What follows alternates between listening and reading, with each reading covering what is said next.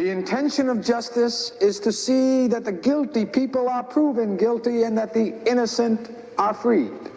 Only we have a problem here. Welcome, welcome, welcome. We are taking a look at this case from a psychological perspective. Fun. Everybody was having a good time. Does Brian Albert strike you as the kind of guy who's always having fun?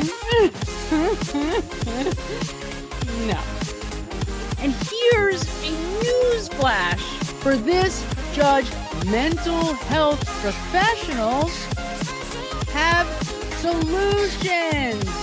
They made an arrest. I got the guy for there. It was like a mix between sadness and anger, because that's the moment for him when he really started to believe that his mother was involved. The only corresponding records in the other databases are from previous days.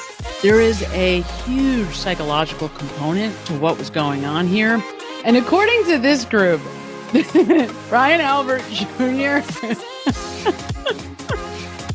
gets like the most celebrated birthday hour of anybody ever.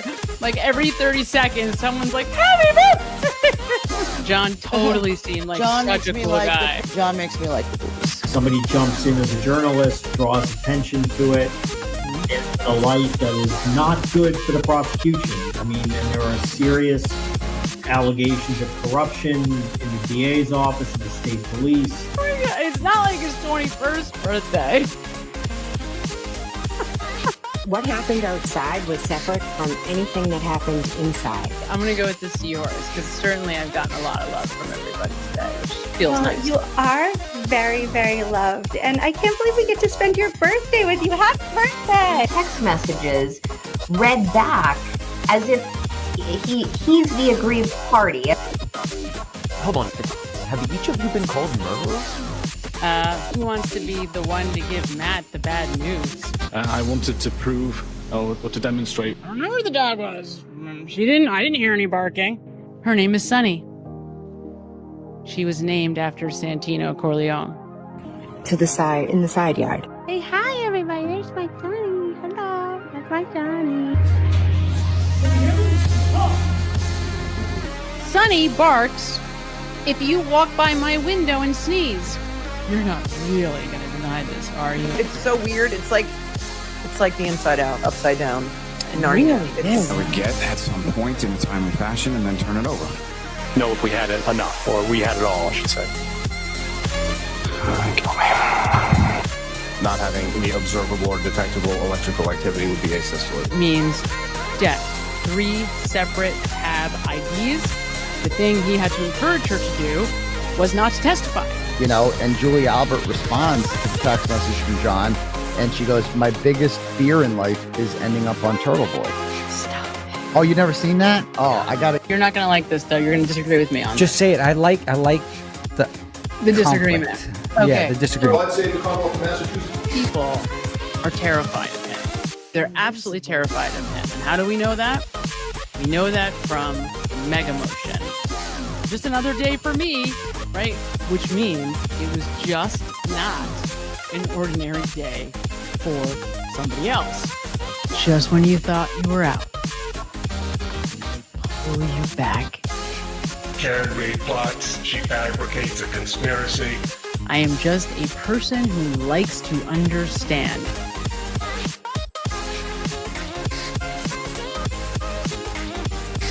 That's going to increase the likelihood that we're going to take some action.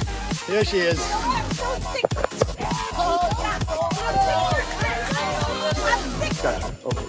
My sister Jillian, yes. Oh, it's funny. But then he's got part of his shirt untucked. His back pocket is kind of hanging out. He has to buy that. So, he has to buy that. So. And showing solidarity, you can see them there. It's about getting justice for John O'Keefe. There clearly is an issue of integrity. How dare they? Justice for all.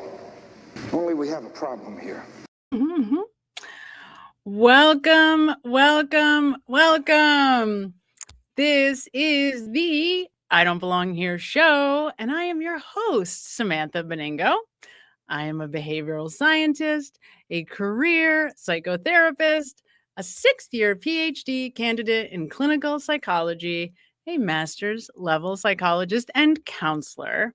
And I am so happy to be here with all of you tonight. Hi, everybody. Oh, big shout out to the chat. You guys are amazing. So nice to be here with you. I've been looking forward to this all day because coincidentally, totally coincidentally, hi, Kylie. I haven't seen Kylie in a while. Totally coincidentally, I was working on corruption today as a topic for my next video. And I mentioned a couple days ago, and maybe with Loophole Lawyer on Monday, that I have been back. Well, I've intended to do this for a long time. The problem with behavioral analyses with any of these folks, particularly the big hitters, like the heavy hitters, Brian Higgins, Brian Albert, Jennifer McCabe, Michael Proctor, is that their testimonies go on forever, like forever. Like Yuri Buchanan, second trial is on the stand for 3 days. So these are the big ones, like the heavy hitters, the all important folks. If we want to know what the hell actually happened to police officer John O'Keefe. And so they're critical. And of course, we all have a baseline level of familiarity, at least many of us do, with these testimonies. But it is so important to go back because even though I don't realize it, right, each and every day, it's like I learn a little bit more. I pick up something new, right? Because we're all working on this so much, and a lot of us are coming together behind the scenes, and we really want to know what happened to John O'Keefe, right? I mean, and there's lots of other cases too, and most of us are following other cases also, but we want to know what happened to this man. And I think at this point, it's pretty obvious that we're all in, right? This is something that we care deeply about. And so I started my analysis of Michael Proctor. I got 30 seconds in, realized, okay, we're not going to get a baseline from him this way, the way we normally do, because even the softball questions, the ones that are allegedly supposed to be like the questions he's going to answer honestly on direct examination in this case, he's not telling the truth very clearly, right out of the gate. Right out of the gate. So I'm 3 minutes in, and now I'm doing this analysis, and all of a sudden, this analysis is 45 minutes. We haven't reached the 7-minute mark in this video, and I'm thinking, man, I'm going to do this forever. I'm never going to finish this analysis.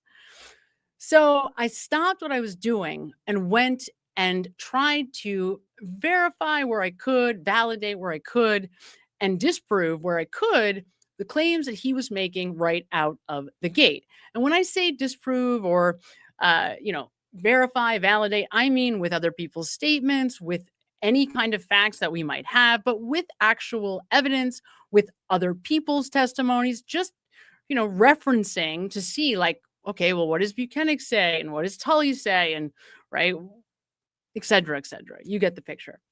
So in doing this, though, what ends up happening is you start in one place and then you have to go to another place and then you go to another place. And before you know it, I'm launched into another stellosphere. And thanks to all of you, and I cannot tell you how appreciative I am of you. I cannot tell you how appreciative I am of you guys. There's not enough words to communicate clearly my gratitude for you because, for your support and for everything. And when you send me stuff, when you guys take the time and you send me your hard work, your opinions, your thoughts, your comments about this case or about any case, it really gets me thinking in all these different ways. It gives me new evidence. It gives me new avenues to sort of go down. And I had never seen, and I know many of you have, I had never seen that Peter Murphy interview with the Las Vegas cops. Now, I know who Peter Murphy is. I've seen lots of Peter Murphy. I've seen him be interviewed, but I had never seen that sit down interview with the cops. I'm going to show you a couple clips from it in just a bit. But man, what an important interview. And not only, I know maybe last week, somebody on a live stream mentioned the question about, it comes up if you aren't familiar with it, you don't have to be, I'm going to show it. But Peter Murphy, who's a retired Canton police officer who knows a lot of these cops. I mean, he worked with them, right? So he knows who Brian Albert is. He knows Kevin Albert. He knows the chief at the time, Kenneth Berkowitz, who is increasingly becoming a critical character in this story. And I know we all know he always was, but I really have Loophole Lawyer to thank for grounding my attention back on him. Boy, is he important in this story in the end. And we're going to take a look tonight at why I'm saying that now. But these kinds of tips, hey, go look at this, they seem so small, they seem so insignificant, but a lot of the time it verifies that we're moving on the right track. Somebody took the time to send me this incredible printout, literally like 4 or 5 pages of Jennifer McCabe's Apple Health data, but cross-referenced with the timeline, with John O'Keefe's data. So all this really big document with all of these dates and times and who's where doing what. But what that ultimately did was help me to come to my own conclusion that John O'Keefe probably doesn't walk into the house. If he's in the house, it's not by his own making, is my conclusion at this moment. In other words, he goes to walk into the house, but is called away, is called over, in my current working theory, to the right side of the driveway, not the right garage door, but to the right of that, where I believe Brian Higgins was likely parked, so that you couldn't see him, so that you wouldn't see him, even if you are, whether you're Karen Reed or you are the Nagel crew behind her, you're not going to see Brian Higgins in his Jeep. I am currently of the belief that John must have been called over to the Jeep by Brian Higgins. Now, from there, do they go into the garage? Maybe. I'm not at that place yet. I am currently just to that moment where he's calling him over. And one of the key things that kind of solidified this for me is that Jen McCabe is not moving. She's not moving around, at least according to the Apple Health data, at the exact moment that, at the current working theory, that John O'Keefe would have stepped foot into the house. And based on how excited, how enthusiastic she was when they walked into the waterfall, certainly if he walked into that house, we would have seen a reaction of some kind that would have indicated movement, maybe not jumping up and down, right? Not getting on top of the table and clapping, but something that indicates, okay, she's moving around. And that makes sense because John would have just walked into the house. So to me, that's so small. It seems like, okay, well, what's the point? We all know all this, but I cannot tell you how important it is because there is so much information. This case, it's insane. This is like the gift that keeps on giving and giving and giving and giving, because no matter how much time you spend investigating the death of John O'Keefe, new information keeps emerging out of old information. It's like we don't even need new information. We just need somebody to take a look at old information and point something out that we weren't looking at as a collective or individually. And that, gets everybody kind of moving in a different direction. So very, very interesting. And we're going to take a look at some of this corruption, because when you start talking about the police, you start talking about the cops in this case, you have to start separating them into categories, not only by police department. Yes, we have the Massachusetts State Police, we have the local cops, the Canton PD, and then we have the Boston PD. But you also have to separate them by knowledge. Who really knew what was going on and who believed that Karen Reed was guilty and was going to go to great lengths as per the directives of leadership to make sure and get this conviction and make sure and get it done quickly. Because there are different players with different motives.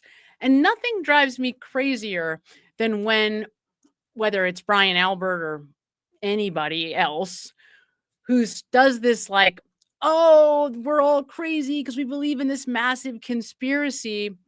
Well, that's just not true. I mean, it's just false, number one, because there is no way that all of these cops were in on the fact that Brian Higgins and Brian Albert, in one way or another, facilitated the death of John O'Keefe.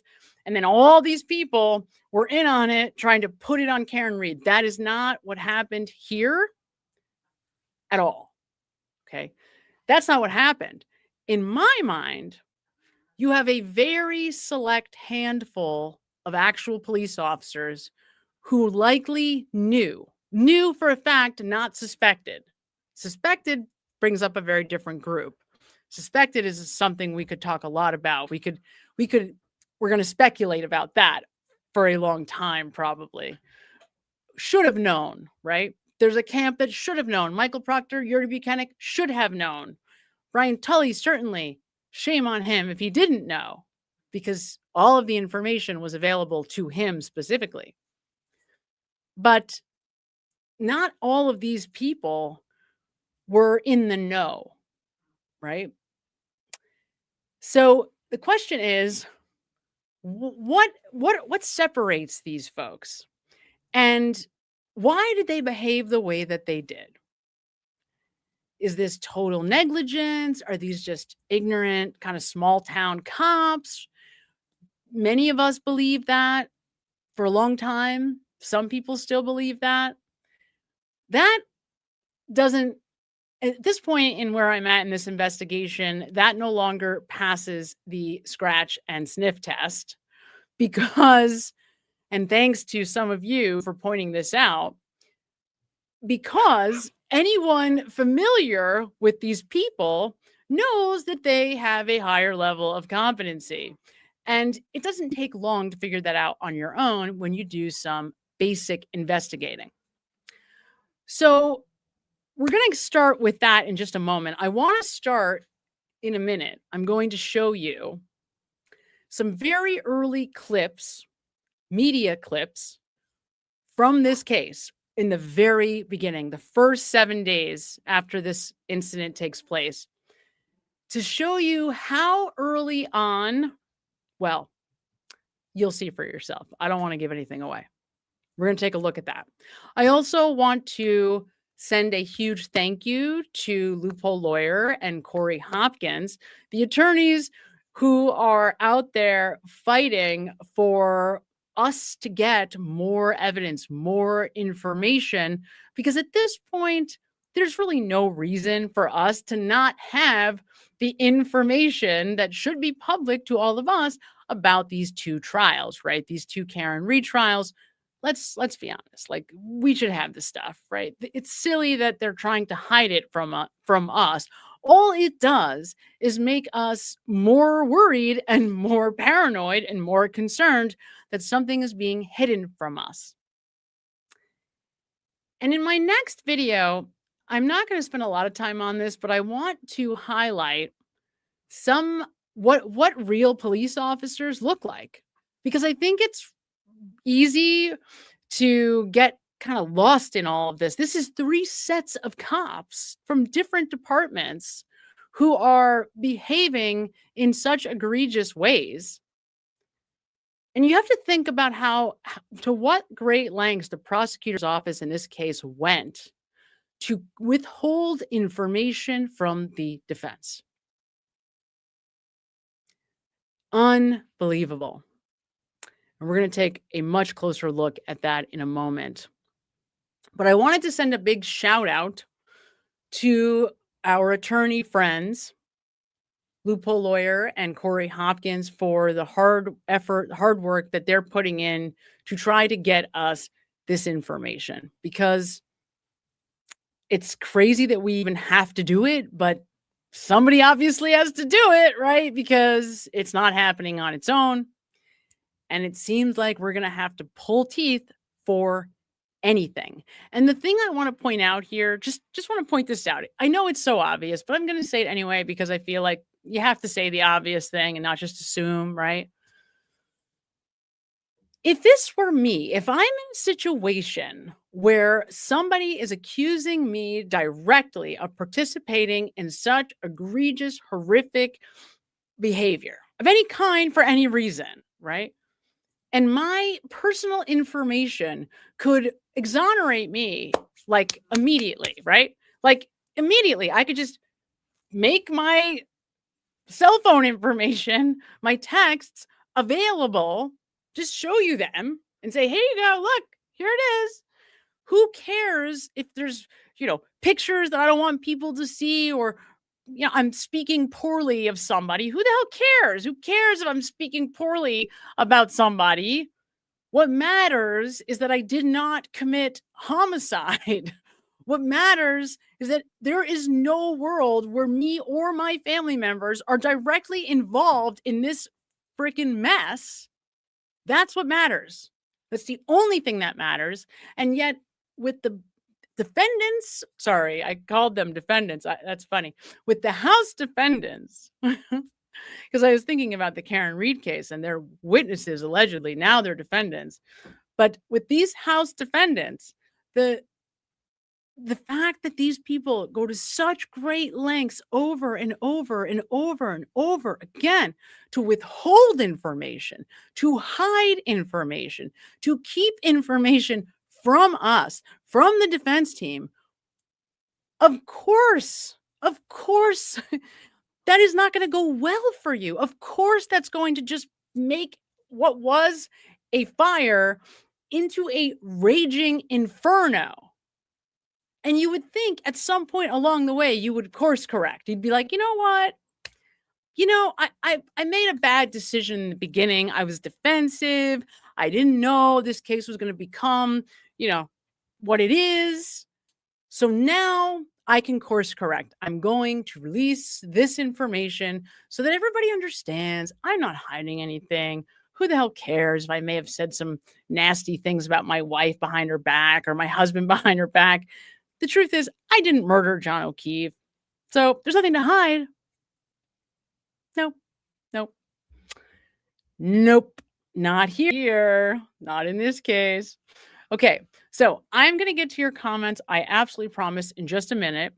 I want to also mention, before I forget, that one of the things that came yesterday was the police interview or write-up report that Yuri Buchanan created, authored, from the interview that he conducted with Brian Higgins after they met with him, apparently at his attorney's house.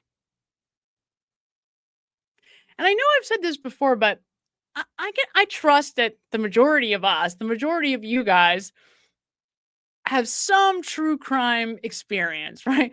You've seen the first 48. You've seen your fair share of Datelines and 2020s, right? How many cop shows have you ever seen where the police do not make every effort to get witnesses into the station to conduct interviews? Have you ever seen a situation where not a single interview is captured on video and there's no attempt made at all to do so?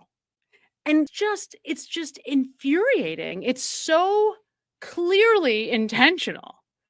And the way that they try to pass it off like it's not drives me insane. How stupid they portray themselves to be. Like, we don't know. Chain of custody. What do you mean? What's that? It's like, you didn't think, you didn't calculate or consider the possibility that at some point someone might get their hands on a chain of custody report. Hello. Oh my, it's just maddening. These people, I swear to God, it is maddening. So I'm going to begin by pulling up this Brian Higgins report because I want to point out a couple of small things, not the orgies, not that. Interesting wording or word selections by Yuri Buchanan. I'll tell you my theory about why he included that in a moment. But there is one detail in this report from Yuri Buchanan that I do think is worth pointing out. But for the most part, this report that we have that is written by Sergeant Yuri Buchanan about the interview that he does with Brian Higgins, it's not new information, right? Like, we all have this, all of this comes out in his testimony. Certainly, I'm guessing this is largely what informed the questions that the defense team was working with when they approached Brian Higgins in his cross-examination, because this stuff is not new, right? This is all stuff that we've all heard. But remember, this is Yuri Buchanan writing up a report of an interview that he gives at the home and with the presence of an attorney, Brian Higgins' attorney, on February 3rd. What's that, 5 days? A little bit more? 6 days or so after the death of John O'Keefe. Okay. So let's take a look at a couple of key points. So the first paragraph, right? Brian began by saying that he met John O'Keefe and Karen at the same time, approximately 1 year ago, at either the waterfall or the hillside. Prior to January 28th, Brian last hung out with John and Karen during the New England Patriots game. So that's interesting, because while that's partly true, it's true that that's the last time he hung out with them together, right? John and Karen. Fine. And it's funny because you can kind of hear Brian Higgins telling this to them. You can almost visualize him sitting there with Yuri Buchanan and whoever the other cop was that was doing the interview. You can almost hear this, right? Because we've heard this from him at length already.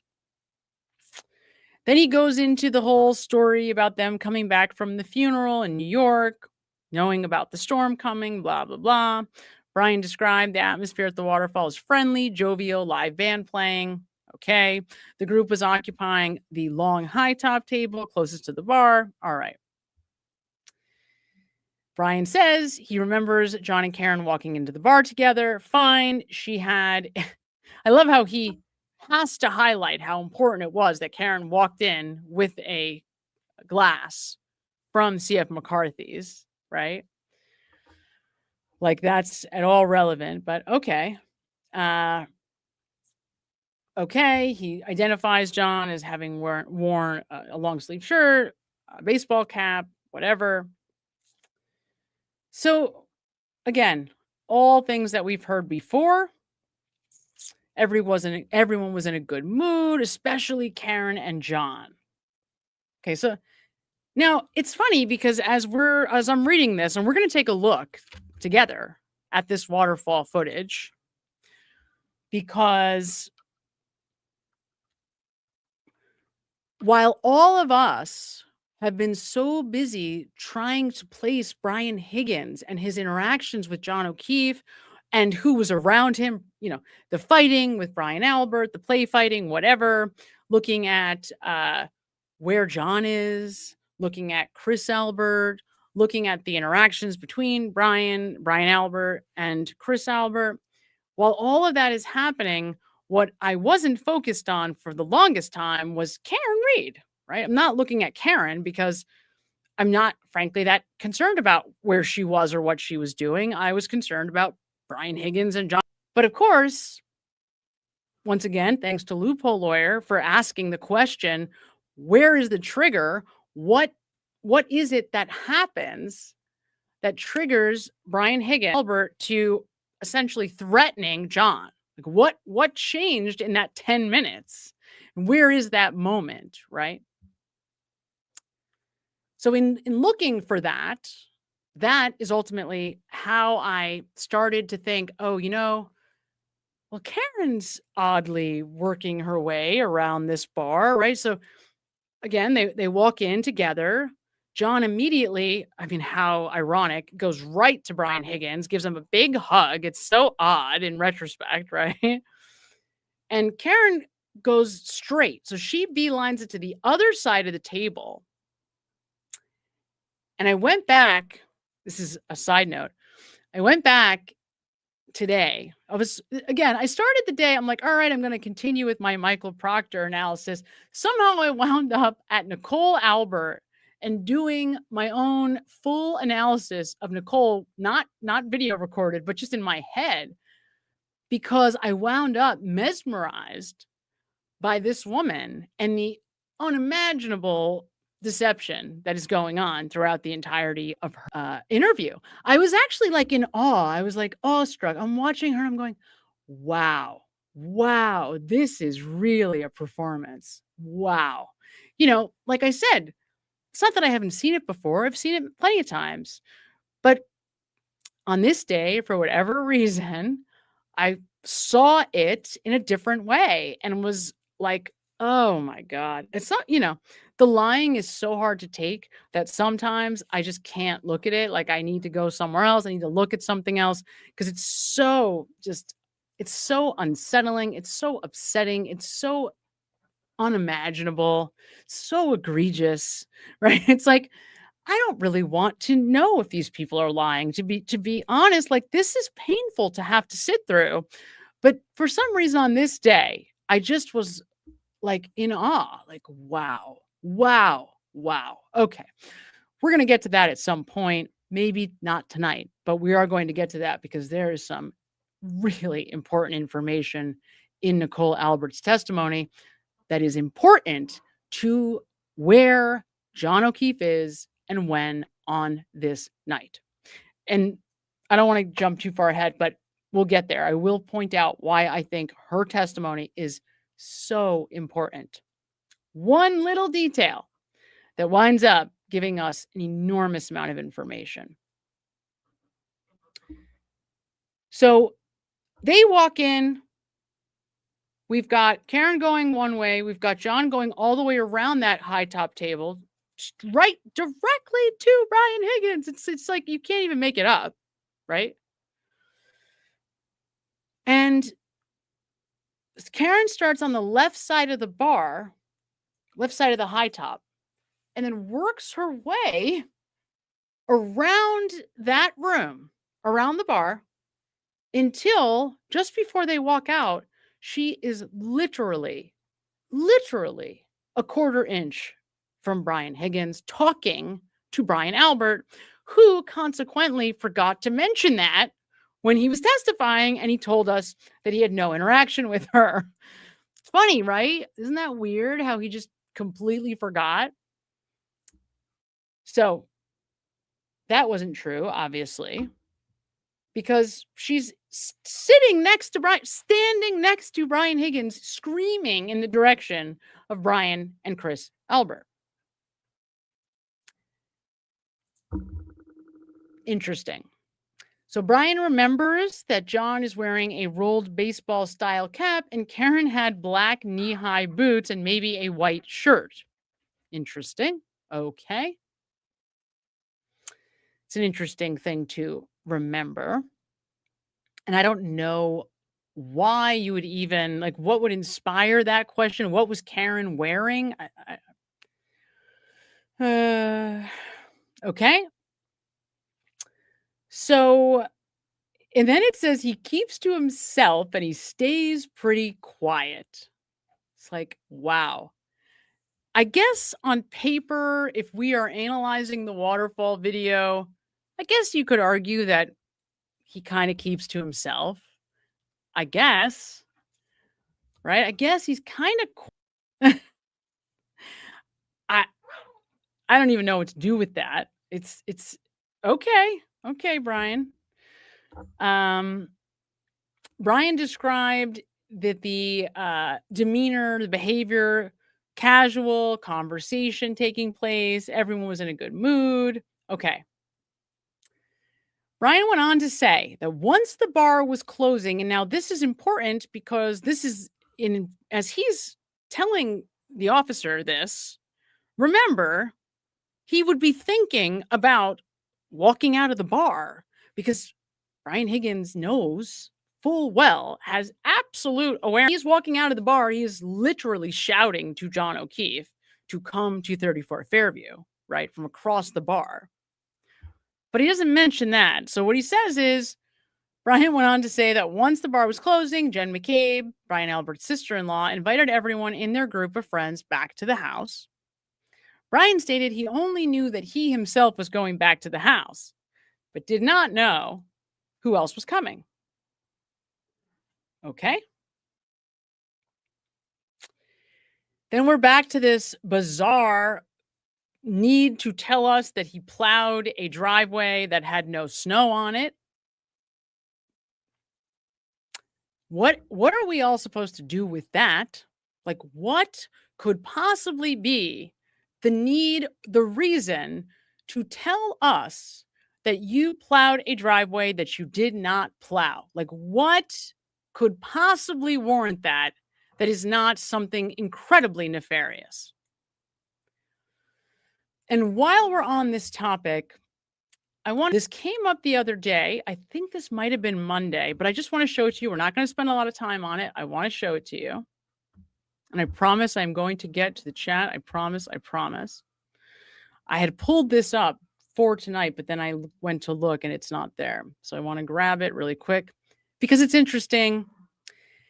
It looks like what happened is somebody cleaned this up. Somebody cleaned this image up. And again, it came up the other day. So this is John O'Keefe's head injury. And in particular, there is this very strange indentation. Now, we know that what killed him, according to the testimony of Dr. La Posada and the medical examiner and Dr. Wolf, not Arca, the other one, and the medical examiner, forget her official title, that specialized in sort of neurology, brain component of whatever job or role the ME has, pathology. She, and I forget her name off the top of my head, but she testified in the first trial. She also agreed that he died from a coup contra coup injury. So we see that main injury, that gash, the big slash in the back of his head. But then we have this very strange indentation. Now, this was the thing that inspired conversation about Colin Albert's cleats. That if you were to line up Colin Albert's cleats, the shoe that he wears playing football, the exact shoe, honestly, the exact shoe, the one he wore. If you turn it over, it has these very big cleats. I mean, I don't know how else to say it. And it looks a whole lot like what that would likely cause if you were to create an indent on one of those cleats. Am I suggesting that that's what it is? No. But that is what initially inspired my interest in this photo. But admittedly, the photo that I was looking at was not zoomed in like this and was not as clear. So somebody cleaned this picture up a little bit. I'm just throwing it out there. Feel free to let me know what you think. Let me know any possibilities. What could that be from? Right? I know people think, well, maybe the whole plow situation, the whole reason for having to plow a driveway that has no snow on it, maybe he fell and hit the plow. Okay, very possible. Still doesn't entirely explain the need for using a plow on the driveway. I mean, what I think comes to mind for all of us initially is something, well, there was blood evidence, there was vomit, there was some kind of evidence, nefarious evidence in the driveway that he made an effort to use the plow to get rid of. Okay. Worried that maybe someone was going to catch him using the plow on video, somebody's Ring camera, worried that someone might have seen it. And so he wanted to make sure and get out in front of any possibility of a witness or video camera catching him using the plow on the driveway. Okay. Yeah. I mean, I don't know how else to explain it. So that seems like as good a rationale as any. But this is a very strange indentation. Right? Very, very strange. And unfortunately, YouTube does not allow me to show you graphic images unless I do so in a very specific way. I have to organize a TED Talk basically to show you anything. It has to be educational. We have to format a specific way. So I can't go into what it looks like when somebody is run over by a car at 20, 25 miles per hour. It isn't even close to this. It's silly to even talk about because it's not even in the same hemisphere. And it doesn't take more than about 4 seconds of looking at images of what it looks like when people are in vehicle pedestrian strikes to determine that the injuries that we've seen to John O'Keefe were not that. Right? So the same folks that are pointing to telematics data, in other words, Karen Reed has got, the pedal to the metal in reverse at 20 plus miles per hour for anywhere between 60 and 100 and whatever feet, because God, she can't even get, let's be fair, she can't actually get the car to 24 miles per hour at 60 feet. It's not even possible, right? So that doesn't make any sense. So Hank Brennan has to find a way to make that distance bigger, and he does, which is absurd. It puts her like 2 houses down, but okay, we'll just go with it. We're okay. If you believe that, that means that you believe that she backed into John head on, right? Backed right into him enough to catapult him onto the lawn in front of that flagpole, however many feet. Also, mind you, that this lawn is on a very significant curve. So she would have been up on the lawn. She backed right into him, going 24 plus miles per hour. Exactly the way they're saying, that car would have been in the house. She would have been in the middle of that driveway. John would have probably been in the driveway. So, but I digress. There are the injuries to this man. It's not possible to get hit dead on at 24 miles per hour and not have a bruise on your body. It's just not possible. So that's not what happened. Next. Great. What's the next explanation? Because that's not what happened. That didn't happen. So what could it have been? Give me something else. Come up with a better. Try not to swear. It's so frustrating because it's so frustrating. It's like, why do we have to keep having this absurd conversation over and over when it's not possible. It's not possible. It's not possible. That's not what happened. Okay. I digress. So we directed Brian's attention to him leaving the home, to which he stated he walked in his Jeep and did not observe, again, remember, and I love this part of the testimony when Alan Jackson literally calls him out on this. Your Jeep is allegedly parked right in front of this flagpole. You would have turned your lights on, and a man would have been positioned on the ground right in front of your car. Would have been right in front of you. Right? Right in front of the car. You would have put the lights on, and you would have seen a man, 6'4", 218-pound man, lying in the snow, or not even, lying on the lawn, because there really wasn't any snow. Very little at that point, if any, 2 a.m, right? You're trying to suggest that he was there and you didn't see him.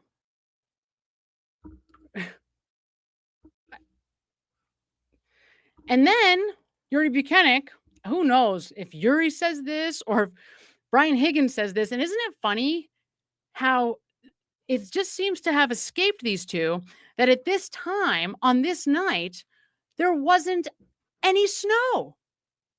So Brian went on to say that the forecasted blizzard was moving into the region and that he was concerned about the plow operating properly and did not pay too much attention to the lawn area behind the snowbank. Do you know how stupid you have to be to put that in this report? That means that Yuri Buchanan was using the current reference of his vision of the lawn at 34th Fairview. So he's sitting at his little computer at work thinking about what it looks like that day on February 3rd at 34th Fairview with the snowbank that was created by the plow in front of the house. That's what's in his mind as he types up this report. And he's thinking about, oh, well, John must have been on the other side of the snowbank, except this all happened before there was snow at the house. Okay? There's no snow.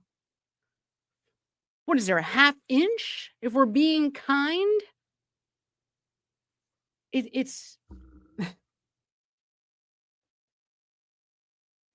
okay. But according to Yuri, he must have been behind the snowbank. That's the answer. That's where John was. That's why Brian Higgins didn't see him on the lawn that's right in front of the Jeep with nothing at all obstructing the view. There's no obstruction. It would have been right in front of the car. Okay, but forget it. I'm going to get to you guys, I promise. I see you. Brian confirmed that he did not see John and traveled directly to Canton PD. Brian confirmed, because he needed to confirm. So you didn't see John. No, I didn't see him. So they don't ask him, like, what were the administrative obligations that you were fulfilling at 2:00 in the morning at the Canton Police Department? Now, why would we ask you that? Right? Okay. So this is interesting. So at this time, the tone of the conversation changed. And Brian stated that he wanted to disclose some information which he believed would have surfaced during our investigation, but he wanted to ensure to share with us at this time. Okay. Hold on one second here. I'm looking for, let me see.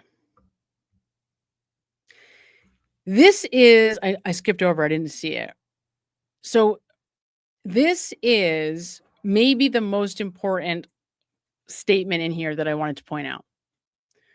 Brian became emotional while sharing with us that he wished he saw John on the ground and in the snow so that he could have provided first aid and possibly have saved his friend's life. Well, isn't that interesting? That sounds so familiar. Doesn't that sound familiar? Where have we heard that before? Oh, I know. We heard it from Brian Higgins when he was being questioned under cross-examination by Alan Jackson and falls apart, telling us the exact same story. Now, why is that significant? Well, Remember a while back, I was talking about trauma. And as a psychotherapist, the way that I am able to discern what is traumatic versus what is just upsetting, right? What's the difference between a trauma versus a sad event or scary thing that happened in our lives, right? The way that we discern that is by an emotion to an otherwise, let me put it differently. When somebody's emotional reaction, and it doesn't matter what the emotions are, it could be sadness, could be anger, could even be, you could argue, could even be like, extreme obsession or really strong positive feelings in certain situations. But oversized feelings, that's the thing we're looking for. We're looking for an oversized reaction to a stimuli. So something happens, and maybe it is, somewhat significant. Someone cuts you off in traffic, and that would normally be annoying. But on this day, for whatever reason, wherever you are, whatever song is playing on the radio or in your car, whatever, on this day, at this moment, you have a crazy road rage reaction. Or you go to the police department and they're asking you about not seeing the body on the lawn, just like Alan Jackson is asking Brian Higgins during the first Karen retrial. Exactly this. This is like almost verbatim. If it wasn't for the emotional reactions from Brian Higgins, I might even conclude this is a rehearsed statement. The problem is that the trauma response that he's having, because you tell me, what's being kicked up? And this is actually, in my mind, what makes Alan Jackson a tremendous attorney. I think at some point I might just do a video on what makes Alan Jackson a tremendous attorney, in my opinion, right? From a psychological perspective, why is he so good at this? And the thing, in my opinion, that makes Alan Jackson so good is he's able to think on his feet. He's able to take what he knows about a witness and walk them through in a sensational way, in a whole-bodied way, using sensory language. He's able to walk them through into the circumstance that he wants them to be in. So he gets them in the mindset that he wants them in. And that's when he kind of goes in for the kill, right? And he does that with Jen McCabe, and he does that with Brian Higgins. That one interaction between them, just on this topic of the Jeep. Where was the Jeep? You didn't see a body. And in that whole interaction, what is being kicked up for Brian Higgins? What's being kicked up for Brian Higgins is a very strong image of John O'Keefe laying dead, right? In this instance, on the lawn. And that wouldn't be any more distressing than any other moment of this testimony, because we're still talking about Officer John O'Keefe not being alive one way or the other. But that's distressing for Brian Higgins because he does have a memory of John O'Keefe dying or dead on a ground somewhere. May not be on the lawn, but it also may be. Right? And so as soon as that image is in his mind, we start to get the emotional response, right? That's the reason why, even as Yuri Buchanan is telling us about his interaction with Brian Higgins, we see exactly the same emotional response from this report as we saw in trial. because eliciting that image of John O'Keefe dead or dying on the ground is an immediate trigger for Brian Higgins. Immediately, right? Because what is that doing? It brings him right back. It's a trauma response. That is traumatic, even for somebody, and maybe especially for somebody who has been a, quote, tactical medic, who's been in life-threatening situations with other people, who's tried to save people before. Because if you have a trauma like that in other contexts, it is very easy for it to bleed into other new experiences, right? That's actually what trauma does do. It bleeds into our life. That's why people have to address it. And have bad news. If you're over 40, once you get to 40 years old, all of a sudden, you think you made it through all those difficult experiences, pretty unscathed. They're like, all right, whew, I think I made it. And then like you hit 40 and all of a sudden stuff starts to kind of creep up from the past that you don't even know is there. And it can come out in all these very weird sideways ways.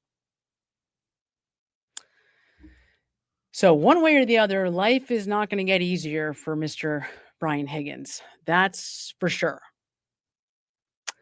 So that is the most important part of this.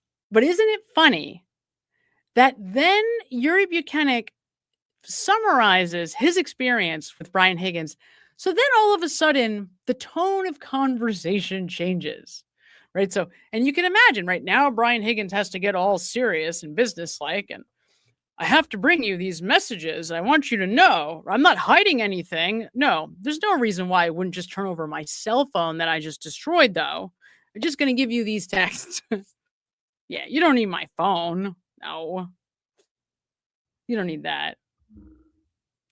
Because if it was me, I'm completely honest. If it was me, I would be psyched to turn over my phone. I'd be like, awesome, take my phone, take everything I own. Go through it, soup to nuts. I want to make sure you don't have any suspicions of me at all, ever.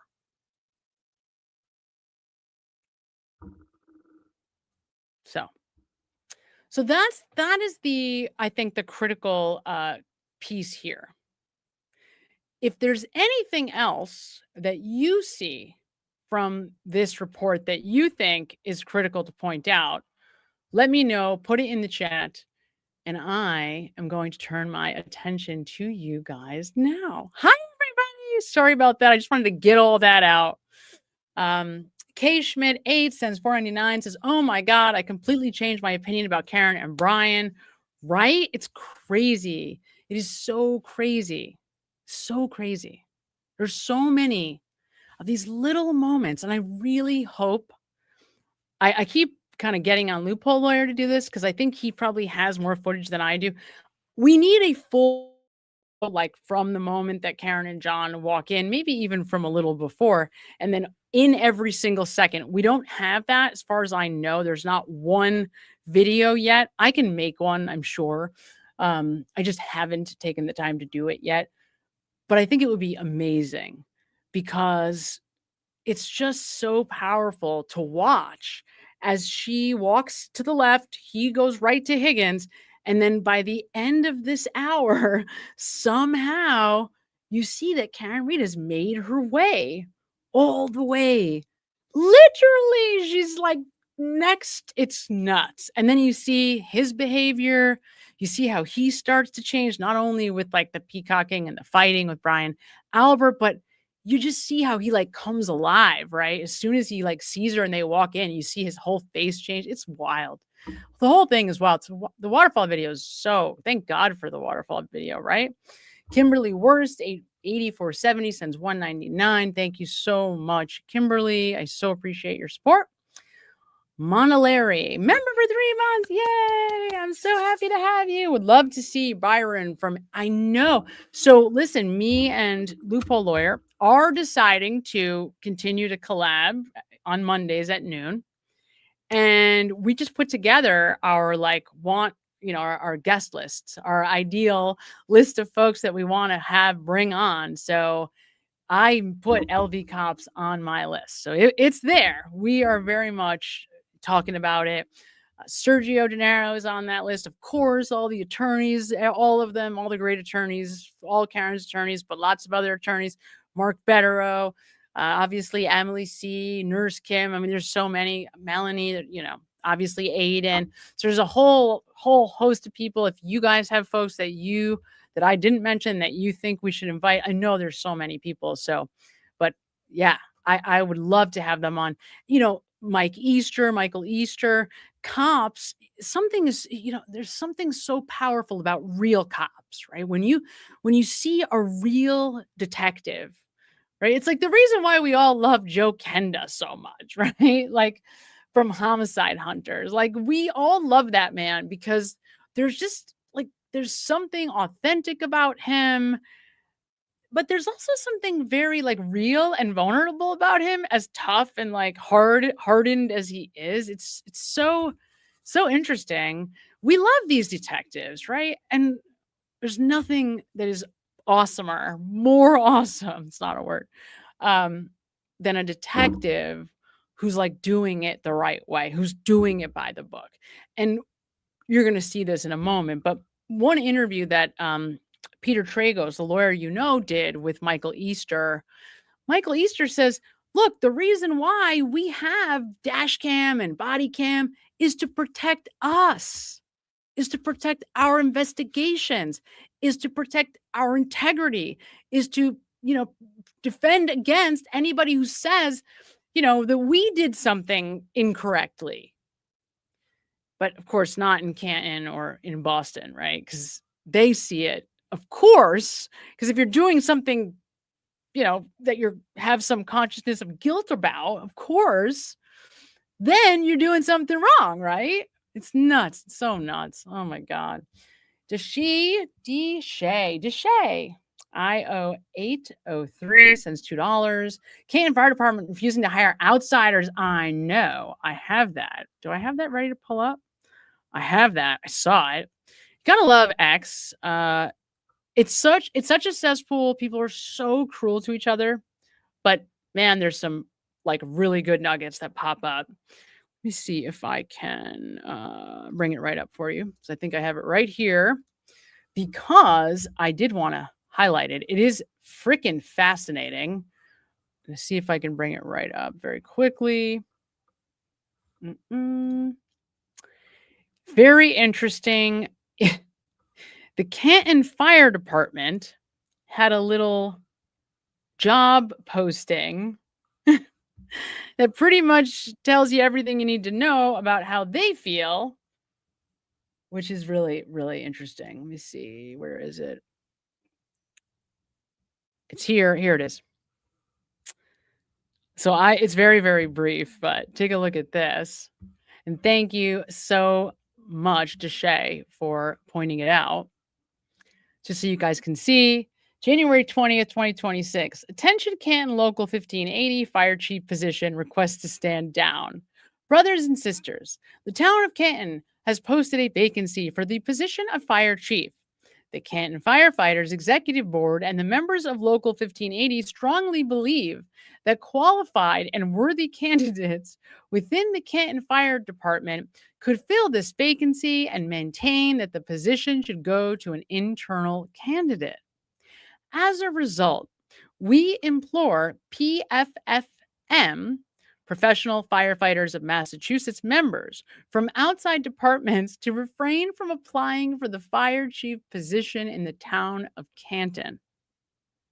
Unbelievable. If there are any questions regarding this matter, they can be directed to Canton Fire Local 1580 at their union.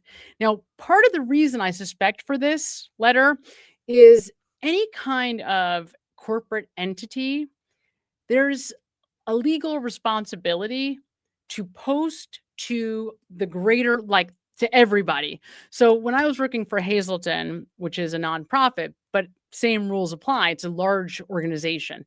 So I'm working at Hazleton and I was being looked at to get into a senior leadership position, but the job has to be posted to the outside world first for a period of time. Even if there's no intent to hire from the outside, you have to give the appearance that you are taking in candidates from the outside and not just keep, essentially elevating the people that are already working for you for whatever reason. But that's like a big HR thing.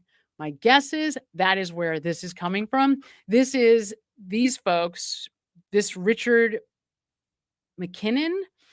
It's this group of firefighters in Canton essentially trying to veto that rule by telling everybody, don't even bother applying because you're not going to get the position and we don't want you. Like, more importantly, who wants to, work for a group of be the chief for a group of firefighters who don't want them there, right? But is any of this surprising? Of course not, because no, they don't want outsiders. Isn't that just abundantly obvious? Isn't that what this case has been about at its core from the very beginning, right? It's insane. So thank you, Deshay, for bringing this up because, yeah, it's insane. Absolutely insane. Absolutely insane. Grateful Dead fan 88 sends $5, said, "Hi, Samantha, love you and your content. These people are pure evil. The depth of corruption is truly mind-blowing, but it's happening across the country." Thank you. You're absolutely right. I think my sister last week, and don't worry, she'll be on with me again soon. She mentioned this. She's like, I can't believe this doesn't get more attention because the level of corruption is so insane. And yeah, I mean, my first instinct to that was, well, I think there's so much everywhere. And, I'm really glad to hear that it does appear like Karen Reed and Alan Jackson are going to be, or are essentially launching the Reed files. They're launching their own YouTube page, which is awesome. I love it. I think it's going to be amazing, especially if the focus is corruption and giving us more insider information into how this whole case went down. That's essentially what all of us want to know. And Alan Jackson's given a number of interviews recently where he's sort of divulging a little bit at a time, right? A little bit each time, more and more what they were dealing with kind of behind the scenes, what they were up against with the judge. And it's interesting, loophole lawyer, and I don't disagree with this completely, because when the defense fought, it must have felt like they were going into that courtroom and just battling every single day, like on a battlefield battling. But when they did battle, they did win a fair amount of the time. What we didn't see, though, in any of that was what was not allowed in, what never made it. Like, for example, she didn't allow them to bring up ARCA because she wasn't sure that she was going to allow them to testify, right? Which would have been, can you imagine? So I agree. It's terrible. It's so painful to watch. And, that's why I'm here. It's just very painful to watch. Very painful to watch. It's just like the lying. Something about lying. It's like, I don't even know. That's my trauma probably, but it gets under my skin and in my bones and just makes me like, my head starts popping off. Yay! Oh, welcome, Michelle. I'm so excited to have you as a new member. Welcome, welcome, welcome. K Bella 25 cents, $4.99. They originally planned on blaming Higgins' plow for hitting John O'Keefe, not Lucky's. That's why Higgins' Jeep with a huge plow was McAlbert's religion. That's interesting. So, in other words, the idea would have been like he fell in the driveway or he fell in the front of the house and he must have fallen. They found him in the snow, in the snowbank on the street, and that's why he, he hit his head or whatever, something along those lines. I guess I could see that. I would think if they were going to do that, they would have had to have him closer to the street, because oddly, really. They put him on the lawn. So my thought was, though this was not well thought through, obviously, obviously they were not thinking this clearly, right? Because what has always been so obvious to me, and even at one point very early on, this was like, all right, let me see if I can make Karen guilty. Okay. If Karen is guilty and I want to go down that road, because if I'm gonna go on YouTube and scream and yell and say that somebody's a murderer, I want to make sure that I believe that from the depths of my soul, right? So I'm starting out going, okay, let's make Karen Reed guilty. Let's play it backwards. And I think that if they were going to try to put this on a car on purpose, if they were going to try to put this on a parked car, especially saying that he slipped and fell and he must have hit his head, wouldn't they have placed him in the street? Right?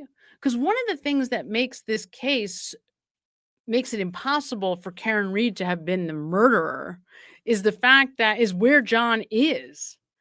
Right? Is this placement? So the way his body is laying, right? Like perpendicular to the street, and then right in front of the flagpole. So it's like, in my mind, I think what these people were trying to make it look like was like, oh, he must have, when he was walking out of the car, Karen wasn't looking and he must have slipped and fell. Something along those lines. Clearly not well thought out because it doesn't make any sense. And people say, well, if they were murderers, wouldn't they have put him on the train tracks in the back? It's like, no, because the whole mantra, right? Say it with me. The guy never came in the house. So from there, they were trying to make it seem like we don't know what happened. Who knows? He didn't come in the house, so we have no idea. The problem with that, though, was then as soon as Jen McCabe is recounting this story at the 7 a.m. Minion meeting, and she's saying to Brian Higgins, oh, Karen had a cracked taillight, and Karen was like, could I have hit him? Whatever. Soon as he hears that, he's like, oh my God, we just got saved. Call Lank, get him back here. Now we have a target. And that's really important because think about it. If I'm trying to say, Carrie Roberts it's very, very interesting. Carrie Roberts is the only person who does this. And while she does a tremendous amount of lying to save her friend's ass, I don't think it's because I believe that she has been tricked into believing that Jen McCabe is innocent, but is aware that they did have a meeting with Lank, obviously, an off the books meeting with Mike Lank. Very clearly, Jen McCabe and Nicole Albert went to Mike Lank's house to meet with Mike Lank to get information from Mike Lank. Without a doubt. Okay. That is what happened. Carrie Roberts knows that. She's lying for Jen. And you're about to see that. Maybe not today in this video, but you will see it in the next couple of days because that's featured in my next video. Just so you can see that. Just so you can see that Carrie Roberts is lying. Because it's just bold-faced. And you see that she does not like it. She's not comfortable with it. She gives like an audible gulp. It's like, you actually hear it in the microphone. Because she knows she's absolutely full of shit. And is obviously not as comfortable as Jennifer McCabe is with lying. But Carrie thinks that she's lying to, right, help her friend who was innocently having a meeting with Mike Lank.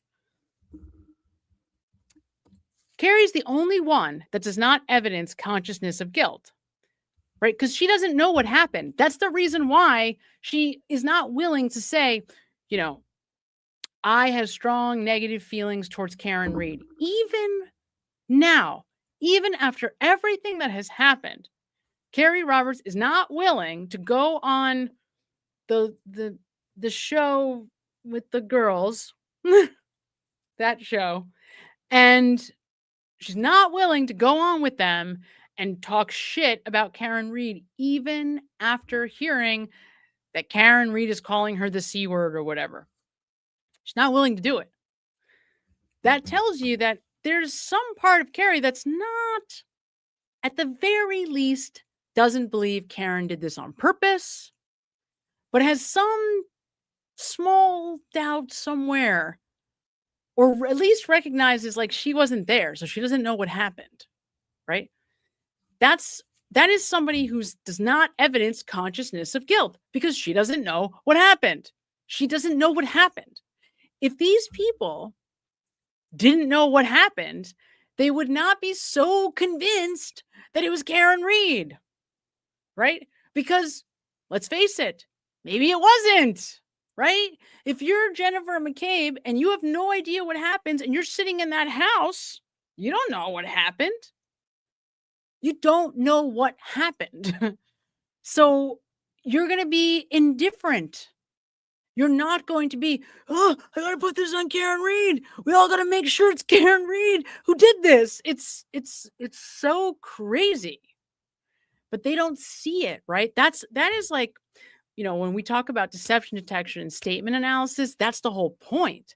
The whole point is you're operating from a position of guilt. And you don't understand that your entire verbiage changes because you're holding in your mind the entire time something that you don't want out. That's why, like Tristan Morris, is there like any better testimony in the world? Tristan Morris might be the greatest testimony I've ever seen and ever will see. It is amazing. It is like if I was going to teach a course on consciousness of guilt, I think I would start with Tristan Morris. It is incredible. It's incredible. He didn't even do anything. The guy is not even involved, unless he is. I mean, unless Tristan Morris is the killer.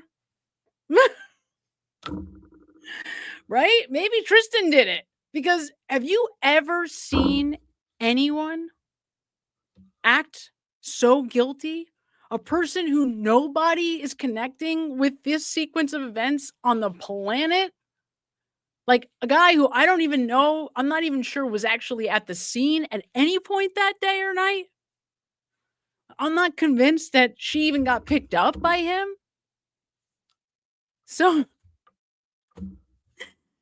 that's consciousness of guilt, right? It's like, what is going on here? Why is this guy who has no connection to this at all in any way, shape, or form having a nervous breakdown, unwilling to say anything? Just like, thank God, by the way, that he pulled his application to be a police officer. Do you want a guy like that under pressure, wielding a gun and a badge? Oh my God. What goes on, right? Like, what goes on? Oh my God. It's just insane. Oh, okay. So Jennifer George, V3B. Hi, Jennifer George. Sends 499 says the imprint on John's head looks like a J hook. Oh. What is a J hook? Should I know what that is? Should I Google that? What is a J hook? What is a J hook? What is a J hook? J hook. Somebody tell me, what is a J hook? If you guys have not seen Tristan, like, you've got to see it. If you haven't seen, like, after this, tomorrow, I have a video on it. It doesn't matter if you watch my video or anybody else's, but it's tremendous. And if you do watch mine, if you go back and watch mine, I hadn't seen it before I did the video. So you're going to get my authentic reaction because I had not watched it before that. I came into the Karen Reed first murder trial, I think just after Tristan, like literally days after Tristan Morris had testified. I think I came in right at like Jen McCabe, just around her, like Brian Higgins, Jen McCabe, somewhere in those few days. And he was before that. So I missed Tristan and I didn't think he was important. So we're going back a ways now, but so he wasn't on my like top priority list to analyze, but man, was it fun. It was like one of my favorite episodes, moments, videos. Oh, it's so funny. Okay, so but what is a J hook? Like what kind of hardware um is that like a piece of a car? Okay, a piece, let's see here. G Dead, Grateful Dead fan 88 cents. Piece of metal shaped into a J that connects a metal chain. Oh. Oh, like a tow hook is what I think that is, right? So it's like the big hook on the end of a chain that you can use to tow a boat, tow a car. Uh that's interesting. Okay. Interesting, interesting, interesting. We're going to have to go back to that picture in a minute. We'll take another look. It's a very interesting thought. Very interesting thought. Kevy Kev 781 sends $9.99. Was it something in the SUV that left that mark, meaning he was laid on top of something? Were Collins cleats in the back of the SUV? That's a great question. As they moved to the lawn. Was it an SUV or is a Ford Edge an SUV? I don't know why. I just figured it was a sedan. I don't know. I'm not a car person, so forgive me. I am like the last of if there was a list of people that are car people, I would be like the lowest 10%. But I don't know. Certainly it's not impossible, right? Could he have been laying on a cleat? Sure. The only thing about that if we look at this injury, I'll bring it back up so you can see. The only thing about that though is if you look next to this is what came up for me. I think have a picture of this cleat somewhere. It's not hard to find. You would think based on the fact that this is kind of in the middle of John's head, it's like middle left, I think. We obviously don't have the full image here. And I'm glad that it's cropped out because again, YouTube, starts hiding your videos and stuff if you start showing too much, blood and graphic images. But don't you think that if this was cleats, you would see more than one mark like that? You would think that there would be multiple, like maybe just even another set, another mark, however, quarter inch to the left or to the right. And we don't see that here. These cleats, they were very serious cleats. I mean, they were very raised, cleats. I don't know what you call those. So I don't know how you would get that mark and not also like that kind of an indentation without also getting indentations from the cleats that were running next to this on the heel of or on the foot of the shoe, right? On the shoe itself. So I don't know. I just don't know what could cause that.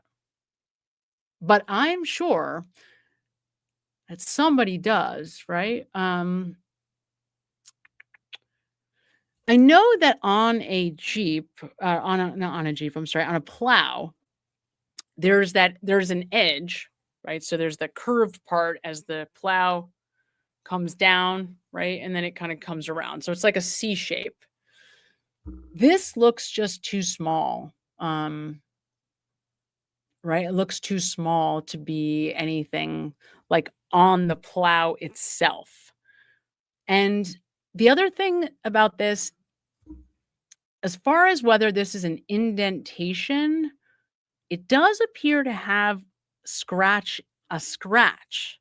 So it does appear to look like, if you look closely, it's not just an indentation, that there is like a scratch in there. So it would have to be, right? Like, I don't know, serious. You would have to be pushed up against something very seriously to get this kind of indentation, unless it was a cut. Am I right? Like a minor cut. mean, the body is not my favorite thing to study, but you guys know probably a lot more about what might leave a mark like that than I do.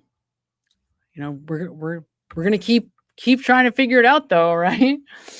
Thanks so much, Kevy Kev. Heather M9163 became a new member. Yay! Welcome, Heather M9163. And Carrie Cove, 2 months. Yay! Oh my God. Thank you so much for being a member for 2 months. But you're here. You're actually here. You said I always seem to miss your lives, but you made it. So you're not missing this one. Yay. Judy Moore, 1678, sends $5. Thanks, Sam, again. Great content. Thank you, Judy Moore, for being here with me, with all of us. Nay Taylor sends $2, says John O'Keefe heard Brian Albert and Brian Higgins in the garage talking. Oh, talk about. Oh, that's interesting. So John O'Keefe heard Brian Higgins and Brian Albert in the garage talking about Higgins and Karen. Could be. Sure. Now, here's the interesting thing. I'll tell you. This is really. So I think this came up on Monday with Loophole Lawyer with Vince. I think. Let me think about it for a second. It has come out because he's so those of you that are not as familiar with what Loophole Lawyer is investigating, he's completely locked in on the time sequence, basically leaving the waterfall of everybody, leaving the waterfall up through until John O'Keefe's cell phone stops, all activity. He's trying to fill in exactly like play by play, who was where, when, at what time, to figure out where is John. What is the location of John O'Keefe and when is he there? And he's sorting through like steps, did he go up and down steps? At what time? What could have that been if it wasn't steps, or the whole thing? And I think to this point, he is pretty confident that he was not ascending or descending stairs at the time that it says on the phone, but that he actually was in a car. That if you have the cell phone not in your pocket, but in your hand, that is more likely to elicit the possibility or the false reading of stairs. That is I'm not 100% sure, but I think that's pretty close to what he currently believes. I personally have not spent enough time on it to know the answer to that question definitively. But the reason why I'm bringing this up, so Brian Higgins, in his testimony, I want to make sure I get this right because it's sorted. It comes out that he is standing next to Jen when Jen McCabe gets the call from John. And that's when he learns that Karen and John are coming to the house. That he learns that because he overhears Jen McCabe on the phone with John relaying directions, right? The Bella's house, whole thing. Brian Higgins says, I'm in the room with Jen, and that is the moment that I learn that Karen and John are coming back to 34 Fairview. And he says that in defense on cross-examination, I believe, because he's trying to defend himself. Jackson is saying,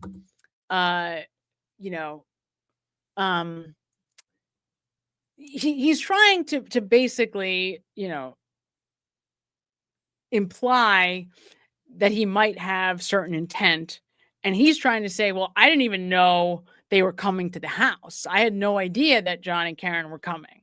I didn't know until I was, hearing Jen relay directions to John and Karen. Well, interestingly, Nicole Albert tells us that at that time, she is removed from the group with Brian Higgins and Brian Albert in the family room looking at pictures, right? All the pictures that she had just put up of Brian when he was in the Marines way back when, Brian Sr. And well, certainly, I guess Brian Jr. is not in the Marines, obviously. And she tells us, well, I didn't know John and Karen were coming because I wasn't there when Jen was on the phone giving directions to John and Karen. I was in the family room with my husband and Brian Higgins looking at pictures of my husband when he was a Marine. So that's interesting, right? That means a couple of very important things. It means, number one, well, they're both, somebody's not telling us the truth, clearly, because both things can't be true. But more importantly,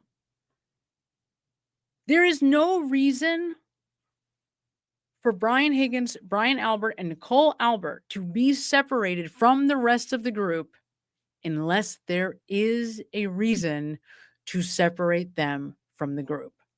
And over and over and over again, those three insist on separating themselves from everyone else. And that is critical.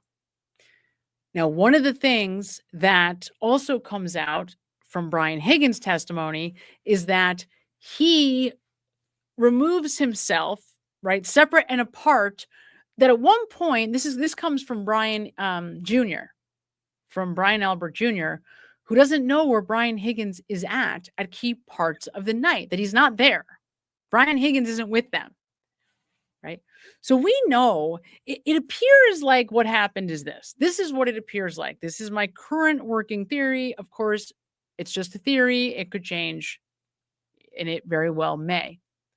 But at the moment, what I currently believe has happened, or my best guess, is Higgins goes inside.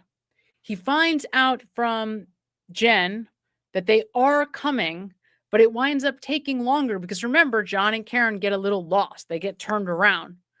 He sends the text, "You coming here?" because he's impatient. He goes outside into the Jeep, right? He's in the house and he hears that they're coming. Then he sends the text. He goes outside, figures, all right, they're going to be here any minute. I'll wait for them. Now, this is weird because, like, what was Brian Higgins going to do if Karen went with John? If the two of them were together, the two of them were going into the house, right? What was the plan? He wasn't going to attack John with Karen sitting there. So, I mean, that's actually something I hadn't really thought through until right now. So, okay, let's think about this. Think this through. Because of course, Brian Higgins is not expecting that John is just going to be alone, right? He knows he's not alone. He knows he's with Karen. Is it possible that Brian Higgins is actually leaving? Is it possible that Brian Higgins is in the car because he doesn't want to be there when the two of them are coming? Is it possible that he's asking John, "Are you coming here?" because he doesn't want to be with Karen and John? I don't know. I'm asking. I don't know. Doesn't seem so because he's kind of threatening John or doing whatever he's doing. It seems like he's trying to get him to the house. I don't know. What was the plan, though? He was just going to spring on the two of them? Like, he was going to force Karen to choose between them at the house at 34 Fairview? Like, if Karen gets out of that car and the two of them are walking up to the, to the side door, to the family room door, what would have happened? Was he going to call them over? I mean, obviously John was alone. And what I was going to say is that my current best guess is that he saw that he was alone. He called him over to the Jeep, which is on the third row in the driveway. and the car is running. Brian is either in the car or standing in front of the car, says, I want to talk to you, says something irresponsible, or maybe insensitive is a better word, not irresponsible. Something like, what's the deal with you and Karen? Something like that. And John, already aware that Brian and Karen had flirted or whatever, already a little paranoid about it, does not take that comment well and is drinking, drunk, defensive, gets defensive, and yeah, swings at Brian Higgins is my best guess first. So my guess is that he swung first. Now, why do I say that? The only reason I say that is because to this point, as I've already said many times, Brian Higgins has not evidenced a tremendous amount of aggression towards John. Like from the start, he's like, yo, I don't want any problems with John. Very clear, I don't want problems with John. And then, John walks in, he's very friendly, warm to Brian Higgins, which, it's hard to really hate somebody when they approach you like that. Like, I imagine for Brian Higgins, that just makes the whole thing even worse, that John actually liked him and was so friendly to him that night. That must make the whole thing, like it would have been easier, at least if this guy was a total asshole to me. I think that might make me feel like a little less guilty about, unwittingly causing his death. At Jay Galasso became a YouTube member. Yay. Welcome, Jay Galasso. Excited that you are a new member. Grateful Dead fan 88 sends another $10. Oh my God. Thank you, Grateful Dead fan. I'm just glad everyone is waking up, though, and we are getting this turned around. Yes, lying is horrible. I agree. That's why we need people like you keeping the truth in their faces. We can't lose. Thank you, tons. Well, thank you for your support, because if it wasn't for you guys, I definitely wouldn't be here. And the only reason I am here is because I could not sit with these feelings. Like, I just couldn't do it. I knew I was going to be going into the second trial alone. I never intended to launch a YouTube channel. It was not a thought in my mind. A year ago, I would have laughed at you at the idea, because it wasn't in my mind. It wasn't in my plan. I had a whole life plan, and this was not in it. But I saw that trial was coming up, and it was like 3 weeks before the trial in March. And I'm thinking, I'm going to go back to New York City, right? My now fiance, but then boyfriend, is in Connecticut. I'm going to, be by myself watching this trial, and I'm going to lose my mind. I'm going to lose my mind. I did it the year before, the summer before, the late spring. And it was Melanie and Bettero and the lawyer, and Aiden that got me through it. But I couldn't imagine doing that again. I just couldn't imagine it. I knew I was just going to implode. And so I said, you know what, maybe I'll just start making videos. At least it gives me a way to talk about what I'm experiencing. Even if nobody ever sees it, like, who cares, and I'm so glad I did, not only because I found all of you guys, and it's just been such a positive experience for me, but because it worked.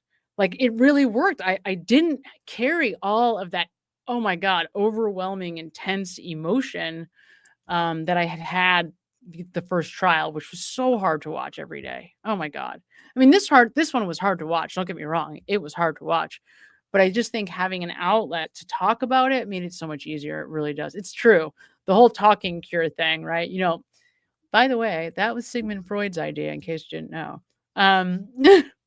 His great contribution to the world has nothing to do with the Oedipus complex. It has to do with the idea that talking makes people feel better. Jessica Casaraceno. That's a cool name. Jessica, no, I read the C twice. Jessica Saraceno 919. I think that's how you say it. Jessica Saraceno. That's a nice name. Member for 2 months. Yay. I'm so glad to have you for 2 months. Do you think Tully knows the truth? It's a great question. And you're so wise, and you have such a sixth sense here, because I actually wound up doing an analysis of Brian Tully today. I don't know if we're going to get to any of that tonight. actually, I focused on 3 sentences. Just 3 sentences, which could have been 2 hours by itself. But I think that Michael Morrissey can't talk about Brian Tully and not talk about Michael Morrissey, because Brian Tully is Michael Morrissey's, henchman. That's his guy. And you might hear the Sonny. Here's Sonny. Say hi. There's Sonny, the dog. Sonny. Hi, there's Sonny. So you might hear she's nasally. I would love to hear what you guys think too. I mean, what do you think? Do you think he knows? I don't think. I think Michael Morrissey. I'll tell you why. I would have told you up until we got those personal email messages of Morrissey's. One of those personal email messages, he is sending to his staff, including Brian Tully. He's sending Tully is on every single email he sends. Brian Tully is on he's CC'd on every email. It's insane. Brian Tully is like his personal, like not a bodyguard, like a bodyguard with agency. That is what Brian Tully is to Michael Morrissey. It's like his personal enforcer. And one of the messages is an article that he finds on the Sandra Birchmore case. And I think this is just before maybe the feds are involved. It might even be like something about the feds getting involved. And it's an article about the Sandra Birchmore death needing to be reopened because it wasn't a suicide. And he sends this to his team with like a big question mark. Like, what's this? Like, this is the first I'm hearing about this? That is the way it comes across. I can't say definitively that's what he's thinking, but that is the way it comes across. If that is true, if Michael Morrissey is not aware that Sandra Birchmore's death was suspected to not be a suicide up until the feds get involved, do you know how long ago was this that huge podcast on the Sandra Birchmore case? I mean, I listened to that when it first came out. That was like 4 years ago, I feel like. How does Michael Morrissey have no idea? Maybe more than that. It has to be more than 4 years ago. It has to be more than that. But how does he have no idea that this is even a discussion? If that's true, it really might be that Michael Morrissey just is clueless, like has no idea what's going on. I have a hard time believing that completely. But then you look at these emails and it's like, wow, is it possible Michael Morrissey like believes that Karen Reed did this and believes that in this self-righteous way that these witnesses are actually just witnesses? Because is that possible? Like, he knows they're lying. I mean, he's lying himself. When he comes out, and you're going to see this in a minute. You're going to see this. When he comes out during his statement in, what is that, March of 2023? April 2023? It's right around when, no, it has to be after that. August of 2023, I think, is when Michael Morrissey releases that statement, because it's directly related to Aiden Carney. It's essentially a response directly to Turtle Boy. A threat is what it is. It's essentially the warning that he is going to find a way to arrest Aiden Carney. That is what I am hearing, this threat statement that he makes about the guilt of Karen Reed and how unbelievable it is that anybody would even suggest that the homeowner, Brian Albert, could be a suspect, right?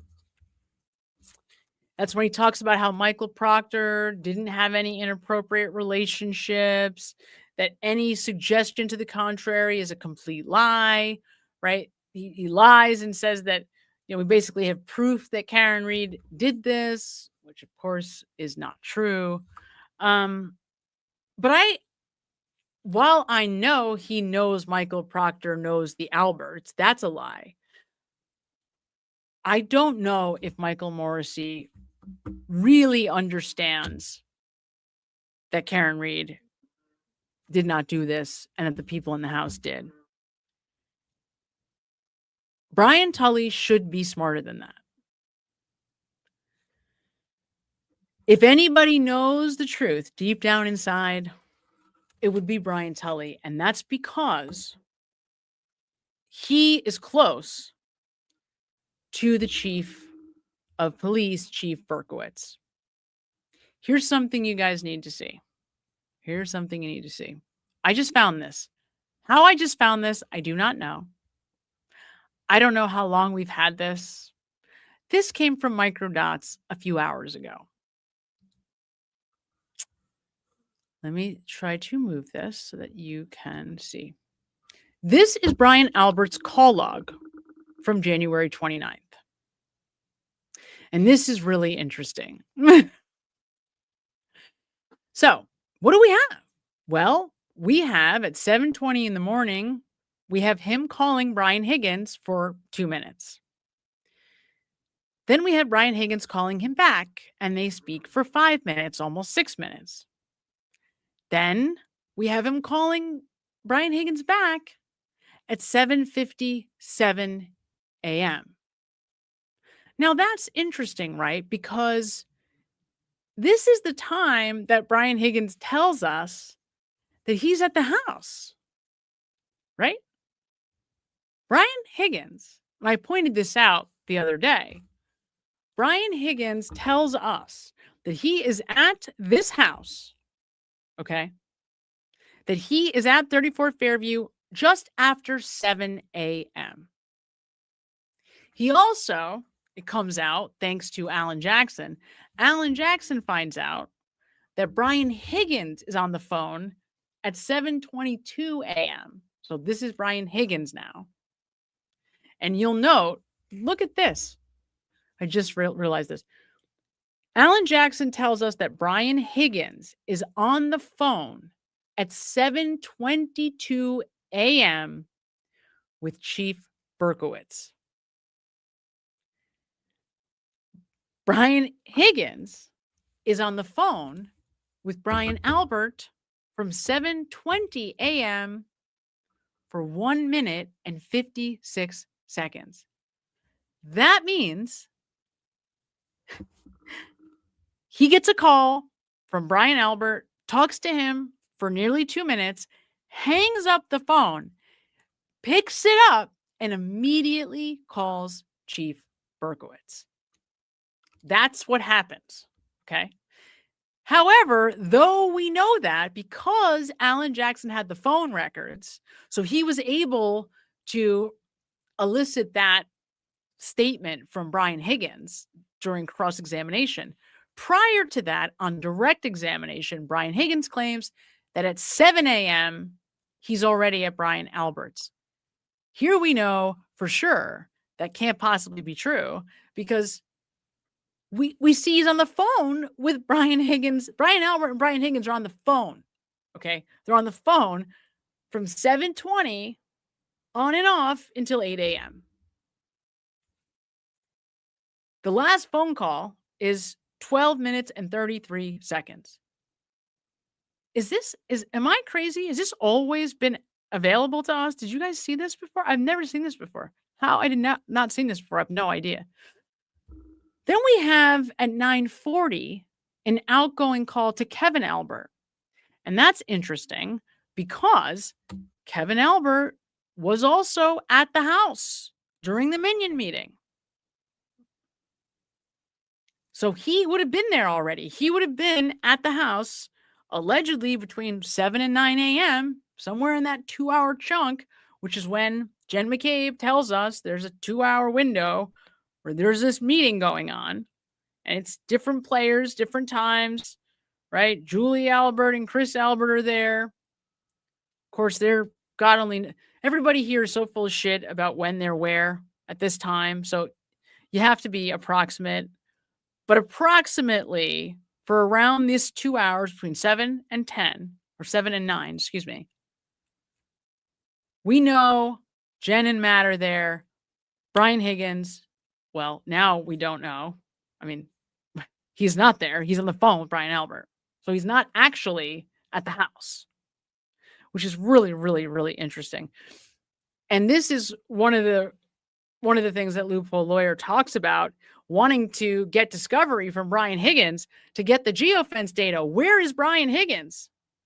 Because we know one place he is not at 7 in the 7 o'clock hour on January 29th.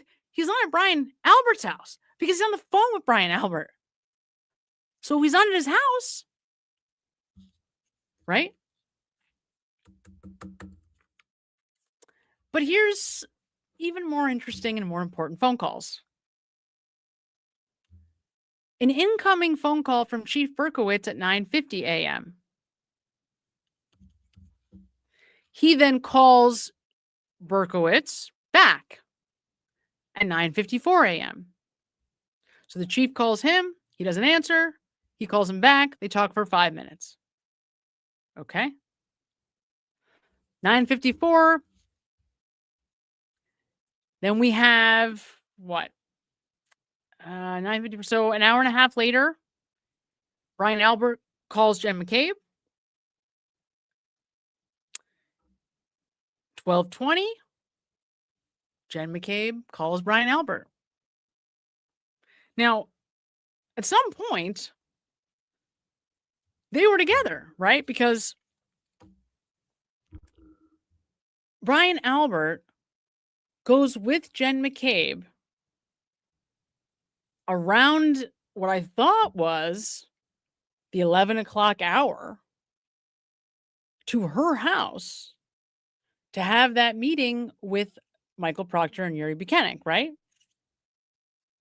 So what time is that? Is that at 10? What time is that?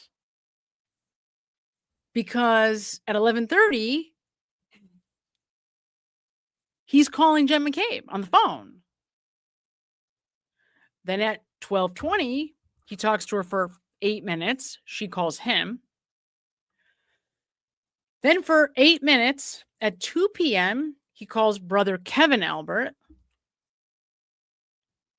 3:24 p.m., for 6 minutes and 5 seconds, he calls Brian Higgins.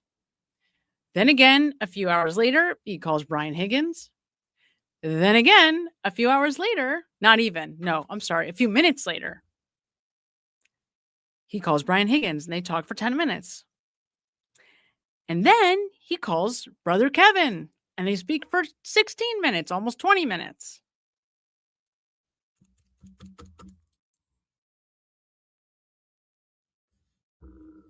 The next day, he speaks to the chief, or he tries to call him. I guess he calls him for 1 minute and 6 seconds. But we don't know the time. So that's odd. We don't have the time, but we know there's a call. Then we see, he speaks to Jen McCabe on January 31st. Of course, we know, by the way, they're together throughout this time, right? He sees her. She's at 34 Fairview on and off. And then on February 1st, once again, Chief Berkowitz. So I will tell you that there is one person that by the end of it all, I am very sure at best knows deep down that they are involved. And that's Chief Berkowitz. Chief Berkowitz, and I give a lot of credit to Loophole Lawyer because he's been saying this all along. I was reluctant to admit or to believe that he did anything illegal, right? Like, my guess was that they leaned on him to get them out of a jam, but all the while steadfast, pledging their allegiance to their innocence. This is very, very suspicious. And at the end, Chief Berkowitz is not a stupid guy. He's not a stupid guy, but he's also like a legitimate cop. I mean, if you watch his retirement speech, you watch the way he carries himself, the way he thinks about himself, obviously this is a serious person. He's not, you know, it's not Joe Pesci from Goodfellas. I mean, Chief Berkowitz is a real police officer, and he's the chief of the police. So he either believes that these guys are innocent and is going to do anything in his power to protect them because he's close to them and because he thinks they're innocent, or he suspects they're not and doesn't care because they're his own. But that's the one cop that, when all is said and done, I think absolutely had to have known what he did. Had to have known. Because he's just, look how close he is to them. He's on the phone with Brian Higgins Saturday morning at 6:00, right? The hours. We're talking about what essentially amounts to minutes after John's death. Chief Berkowitz is talking to Brian Higgins. Chief Berkowitz has his hands all over this, soup to nuts.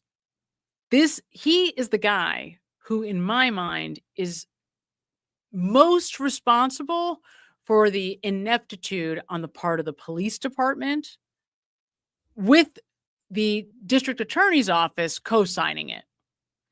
And there's no way around that, guys, because Brian Tully is the right arm of Morrissey.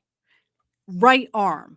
Now, I think, because, it's funny how it is that I still want to see the best in these people, how it is that I want to see Brian Tully, how it is I could even think that he could be a decent human being after everything that he's done, after the fact, the trumped up charges, the way that they basically, like Turtle Boy or not, he was a journalist on paper who had been in that position with a lot of authority in the town, in the local circles. Everybody knew who he was. John O'Keefe knew who he was. The Alberts knew who he was. That's why they panicked so completely when he got a hold of the story. It's why Jen McCabe flips out and is running to Morrissey's office to try to shut him down, because they know who he is. They know his reach. They know his power. And Brian Tully knows this is a journalist. You're going to try to find some girl that he's hooking up with to put him in jail? Like, it's so unbelievably stupid. This is a police officer. This is what you're going to spend your time doing? Really, though, think about it. Think about what this is like. Brian Tully, who obviously thinks of himself, takes himself very, very seriously. I mean, more seriously than anybody else ever should. Clearly. I mean, this guy would have to be purely evil if he did not believe that he is righteous in his effort, right? That's the thing. Remember, and this kills me, but Brennan, Lally, probably Tully, Morrissey, what gives them this righteous indignation, what gives them what they think is the right to spend over millions of dollars of taxpayer money to continue to bring charges on Karen Reed that had no business being there. What gives them that righteousness is the family, is John O'Keefe's mother, most notably, right? Because she's the figurehead of the quote family, right? When you think about the family, you see her sitting there in court with the glasses, head down, right? Because they believe that Karen Reed did this. So it's like it doesn't even matter to the DA and to Lally and to Brent. They don't even care whether she's innocent. They are entitled by the fact that, oh, well, John's family thinks she's guilty. So, and this is what I mean when I say that they're in different camps. These cops are in different camps because they have different motives. Yes, they're all looking to protect Brian Albert and Brian Higgins, to be fair, right? No question. They were running to protect themselves ultimately. Michael Proctor destroys his own life in order to essentially not throw Chief Berkowitz, Yuri Buchanan, and Brian Tully under the bus. At any point, he could have done that. And a lot of the lying, I'll tell you, and you'll see this in the next couple of weeks if I ever can get this done, you're going to see it because there's so many moments where Proctor is lying his face off to protect Chief Berkowitz and Brian Tully, really, because as Brian Tully tells us, the decision makers, the authority in the room in this case, the people that had the power are Chief Berkowitz and the DA, or his acting minion, his acting henchman, whatever you want to call him, Brian Tully. Those are the guys. There's nobody else, right? There's nobody, you don't see, Commissioner Cox on this list. Chief Berkowitz ran the town. And at Chief Berkowitz's retirement party, like federal folks are there. This is a guy who's beloved. I mean, he's like beloved by these people. It's important to watch that if you haven't seen it. So this is fascinating, guys. This is like really important stuff. So incriminating. And again, it really highlights Berkowitz, Albert, and Higgins.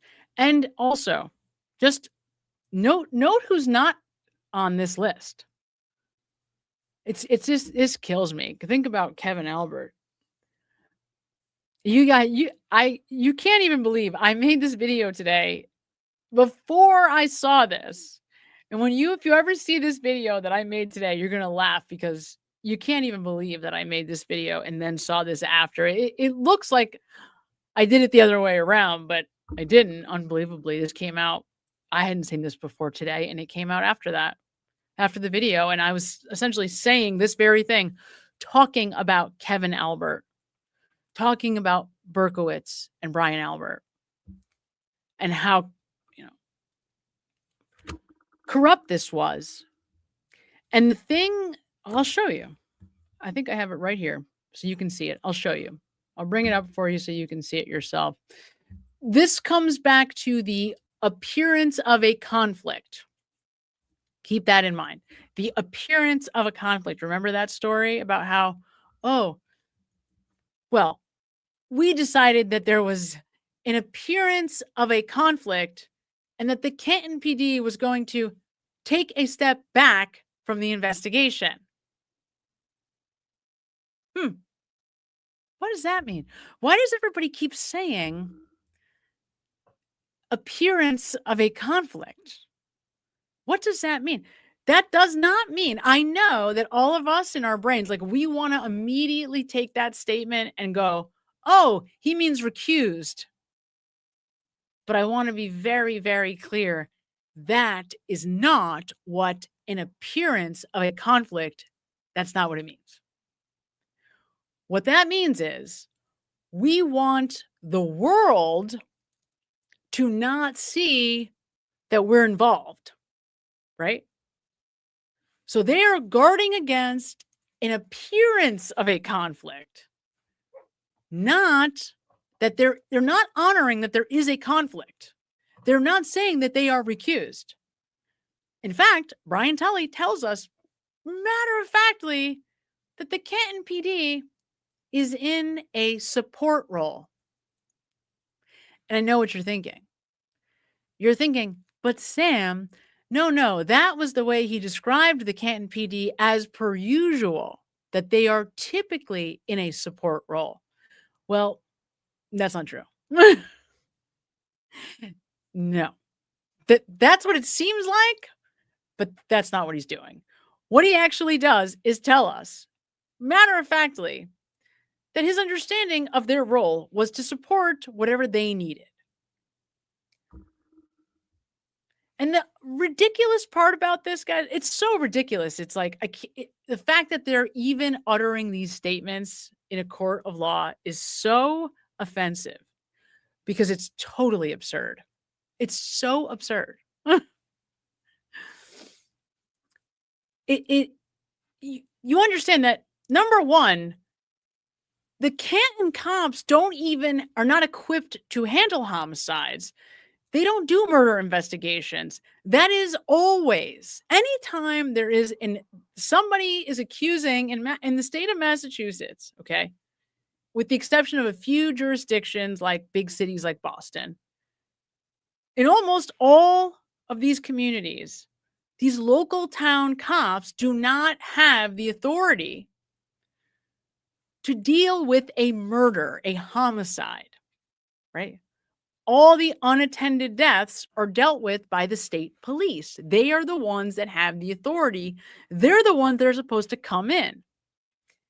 However,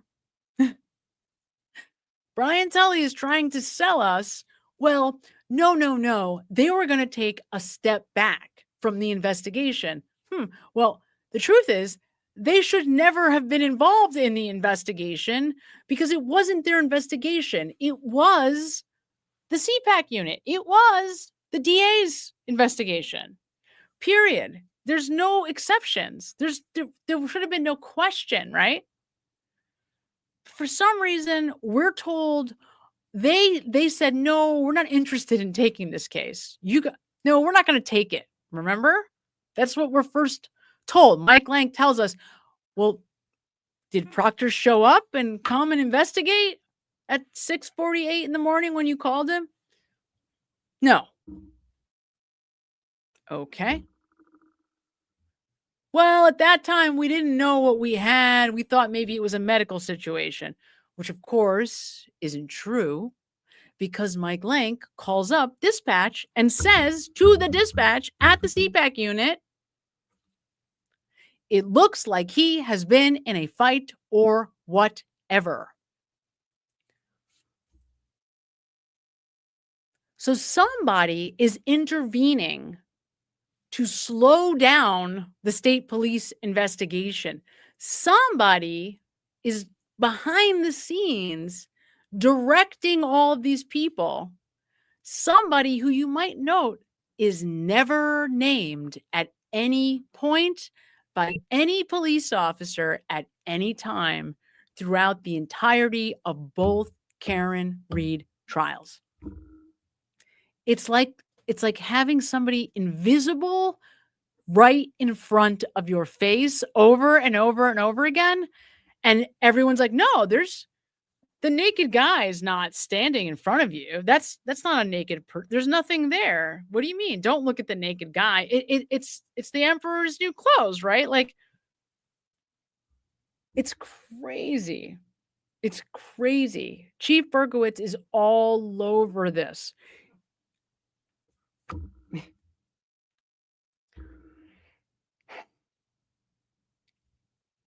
One of the more powerful moments from the Peter Murphy interview with the Las Vegas cops comes when he explains what he would do if he was in charge of the investigation. Okay? What he would do. And he says a lot of things in there. But the thing that I heard that really like screamed out at me, the thing that like rang the loudest, at least in that moment, was you would call the chief of police. You would call the chief of police, and the chief of police would call everybody in. Everybody in. All hands on deck right now. And it's funny because the only person that mentions the chief of police, there's 2 times he's mentioned. One, Brian Higgins, because And the way Brian Higgins sells it, well, he's his friend. That's my friend calling me. That's not the chief of police. That's my buddy, my pal. He calls me at 6 a.m. on Saturday all the time, right? That's not weird. And then Brian Tully, because Brian Tully tells us that there were 3 people who made the decision for the Canton PD to take a step back because of an appearance of a conflict, and that was Berkowitz, Tully, and the DA, Michael Morrissey. Right? So that's it. There's no other discussion about Berkowitz. Even to the degree that while we are watching the Sallyport video, they don't want to name him. They don't want to tell us that he is the 3rd guy in this video. They don't want to tell us that. It's unbelievable. It's unbelievable. And in case you don't know what I'm talking about, I'll bring this up for you to see it so that you can see. Now, I'm sure many of you have seen this. This came out, I think that Microdots had released this maybe a week ago on another forum, but only in the last few days have put out their footage from the new Michael Proctor video. And they're cutting segments of it so that you can just see parts. And this is from that. So hopefully we'll have volume here in a moment. Okay. Here we go. Let me make this bigger. And you'll note, and I think they do a tremendous job of pointing out who is who,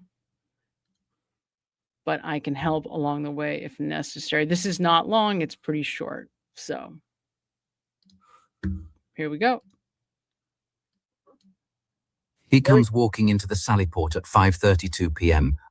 See, it's easy for you to think that's Michael Proctor because Proctor has the black beanie on and he's kind of short. I think he even has like a blue looking puffy coat, but this is not Michael Proctor. That is Chief Berkowitz.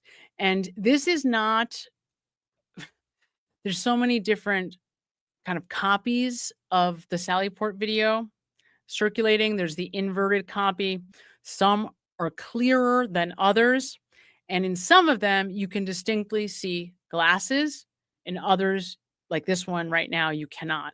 But he is wearing glasses. After parking the cruiser,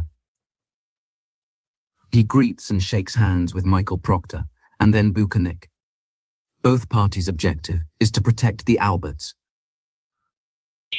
The video cuts for 1 minute and 31 seconds.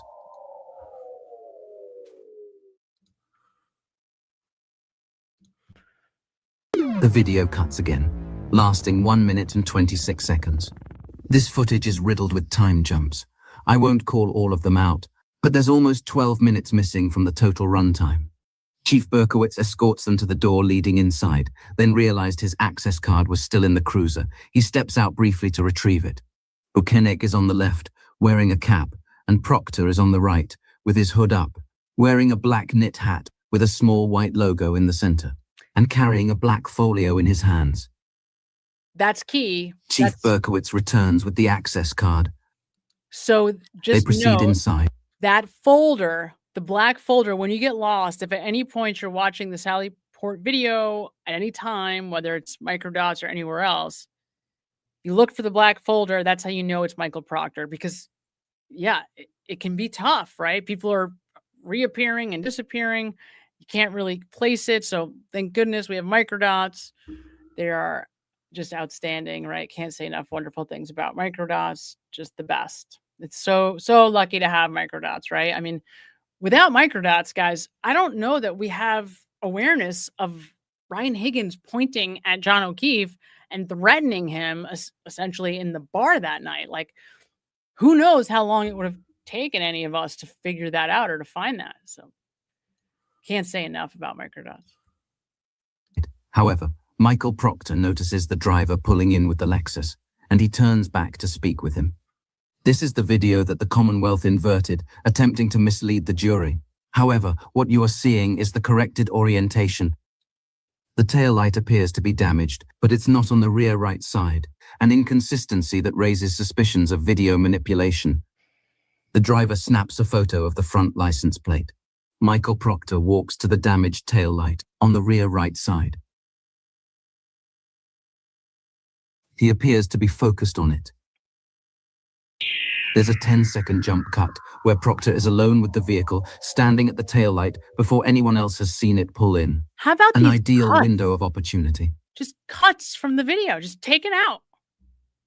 It's crazy. The driver walks out. There's an apparition of an unknown male walking out the door, probably the driver again. Maybe. Michael Proctor follows.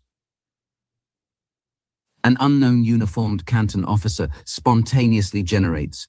The door opens again. Out steps Buchanek and Berkowitz. Proctor returns. Being outside was another opportunity, perhaps to pass evidence to someone waiting there. However, it's unclear exactly when the taillight was removed and how it traveled to 34 Fairview. A second unknown uniformed Canton officer has entered from the left bay door. Our three heroes stand looking at the taillight. Berkowitz is closest to it. Approximately in this area, exactly where we'd expect him to be if he was touching it. So He takes a step. Here's the thing about the taillight on that night. On this night, right, the truth is that, remember, they don't actually put any of this evidence into evidence legitimately. There's no chain of custody log. The people in charge of the, quote, so-called evidence is like David DeCicco. I mean, right? And remember, there's two different evidence locker areas, right? There's like the ultimate secure area that only Brian Tully and like the other evidence officers have access to. But then there's this kind of place before that. And that's allegedly where they're putting the evidence in the short term. But remember, they have John's clothing lying out on butcher paper just at the police office. It's just in the department, like out in the open. No chain of custody. No log of who has what, where, when, where it's being stored. And they're so like brazen, right? They're so emboldened. Their behavior is so unimaginably over the top. It's so frustrating to see. Like even the fact that they just cut stuff out of this video, right? At different times, they just all of a sudden change angles and you can't really make out the video, but then that same video camera the next day is like perfect. I mean, it's just like the balls on these people. They never turned over the metadata. All of these videos have been edited, and they even openly admit that, right? They're not admitting that they edited them to mislead the jury, but they requested to be able to use edited footage. And I think, obviously Be in Trouble did a tremendous job with the taillight footage and proving that these videos were edited. I mean, outstanding job by him. And they could not be more obviously edited. I mean, it is just, especially because I am someone who I learned how to use editing programming, not just for this, but I used it because I worked in radio and broadcasting as a producer, for a long time as a side job. I learned how to use editing programming, and that's exactly what the blurs are exactly what you would do. You'd put a blur on it, right? I mean, it's just, oh my God, changing the hue, changing the contrast. It's like my daughter, she's essentially 12, 13 years old. She could do a better job now just with her cell phone, but it's quite obvious that they edited this stuff. It's just unbelievable. It's unbelievable. That's best I can do. It's unbelievable. It's egregious. It's disgusting. It's unbelievable. My point, the reason why I went there, I forgot for a second. Sorry, I went on a rant.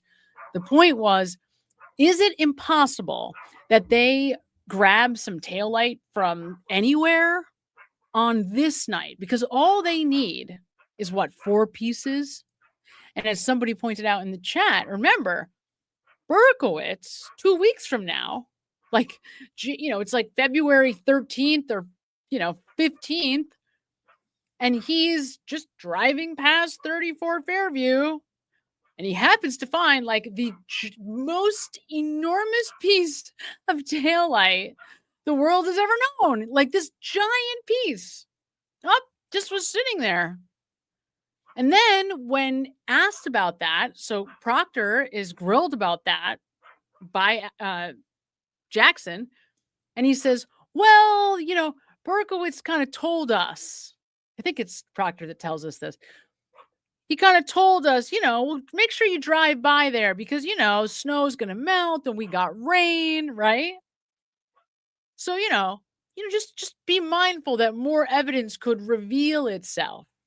So Proctor's telling us that they're being told by the chief of the Canton Police Department. That's what they got to do. You got to just drive by, right? Drive by 34 Fairview and see if you can find some enormous pieces of taillight from Karen Reed's taillight.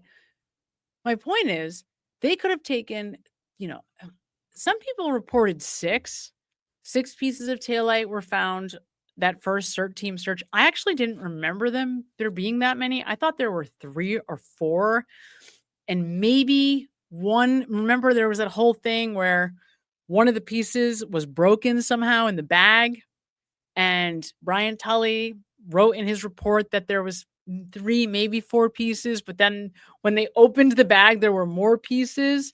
There was a whole weird thing in there during the first trial with Brian Tully not getting the number of pieces that he pulled out of the bag correct.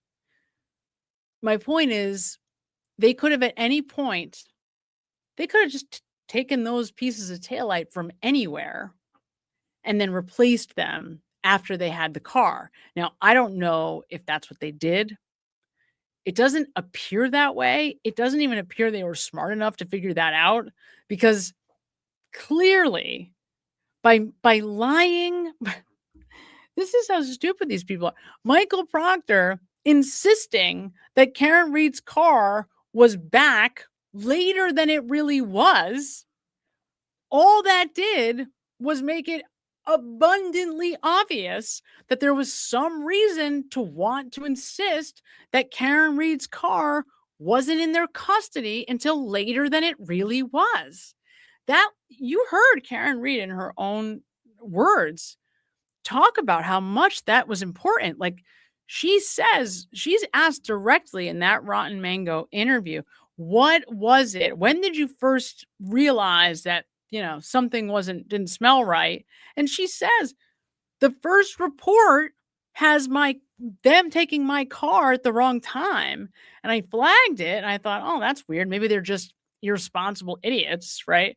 Maybe they just aren't precise in their reporting. And then fast forward and she realizes, oh, well, of course, they're putting the wrong time down on every single report thereafter because they want to make it seem like they don't have the car. Remember, Kevin O'Hara and Brian Tully at 6 p.m., 5:45, are talking about this very thing. O'Hara says, hey, do we have any idea what we're looking for? How much tail light? What does it look like? We have images of the car. And Tully says, oh, no, we can't possibly have any of that because, Proctor and Buchanan, they're like in Asia with the car. So, we can't have any photos or anything. The car is in Antarctica right now and won't be back for another 10 years, right? Even though Brian Tully, in all likelihood, could have very well been at the Sallyport. And when the car pulls up and then just made his way 4 minutes down the street to 34 Fairview, just so that they could start their search. Because remember, they do not start that search until Ryan Tully's there, and actually have to reorder all the cars because they're parked the wrong way, because they didn't know that they were supposed to be looking at the flagpole. They're actually, I think, parked initially towards the driveway, and they need to switch their cars around to be able to put the lights on the flagpole or in that general direction, right? So, I mean, this is, again, it's just another example of like, okay, had they not been so egregious in their lying and like insistent, like Michael Proctor putting just the wrong time verified by a Ring camera that was like, bro, you got the time wrong by like an hour and a half. You're not even close. That's the thing. It's just, maybe they wouldn't have made themselves so obvious. Okay. Granted, I say that. Then we have Proctor's text messages, which basically just gave you a roadmap. If you just took those text messages, it lays out all of this. Those text messages lay out all of this, right? They're going to protect Brian Albert. Oh, this is what I wanted to show you right now. You have to see this. And then I promise I'm going to get back to the chat. Okay, let me make sure this is the right. Let me take this off the screen. I want to make sure this is the right thing. Now know that the body of a man found. All right. These are 3 newscasts from the first week after John O'Keefe's death. Listen carefully and see if you can identify what's missing from these newscasts. What's not here?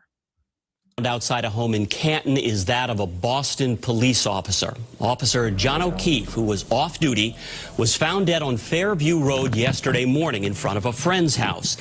State police were at the scene last night investigating this. At this point, it's not clear how he died. An autopsy is set for tomorrow. O'Keefe was a 16-year veteran of the Boston Police Department. In Braintree this evening, a wake for Boston police officer John O'Keefe, whose body was found in a snowbank in Canton at the height of last weekend's blizzard.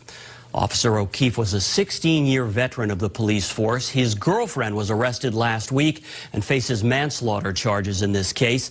WBZ's Brandon Truitt spent the evening in Braintree as family, friends, and colleagues stopped by to honor him.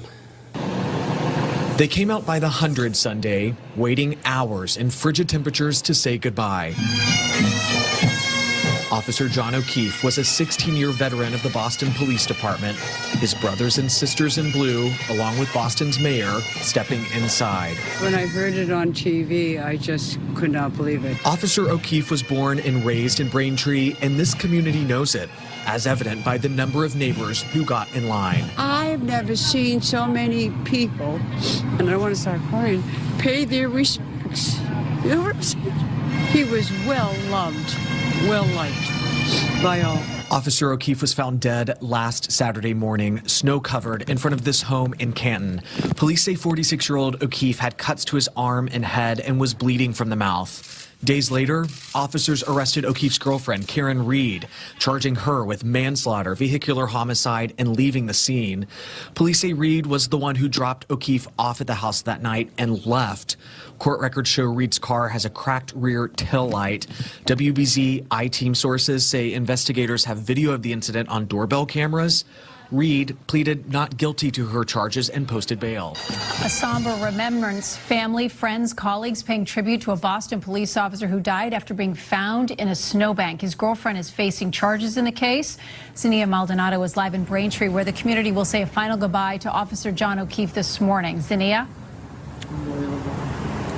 Kate, Officer O'Keefe was born and raised right here in Braintree. He graduated from Braintree High School. He then went on to Northeastern University, and you can tell just how much he meant to this community by the turnout we saw at yesterday's wake. Hundreds of people lining up to pay their respects here at the St. Francis Assisi Church. To the 16-year veteran, many of his fellow Boston police officers, along with Boston Mayor Michelle Wu, also in attendance. Now, the 46-year-old was found dead late last month month outside a home in Canton. Days later, his girlfriend was charged with manslaughter and motor vehicle homicide. She's pleading not guilty to those charges. Now, okay. So, anybody catch it? I see a lot of really important points that I'm definitely going to address. But did anybody catch what was absolutely missing? No mention at all.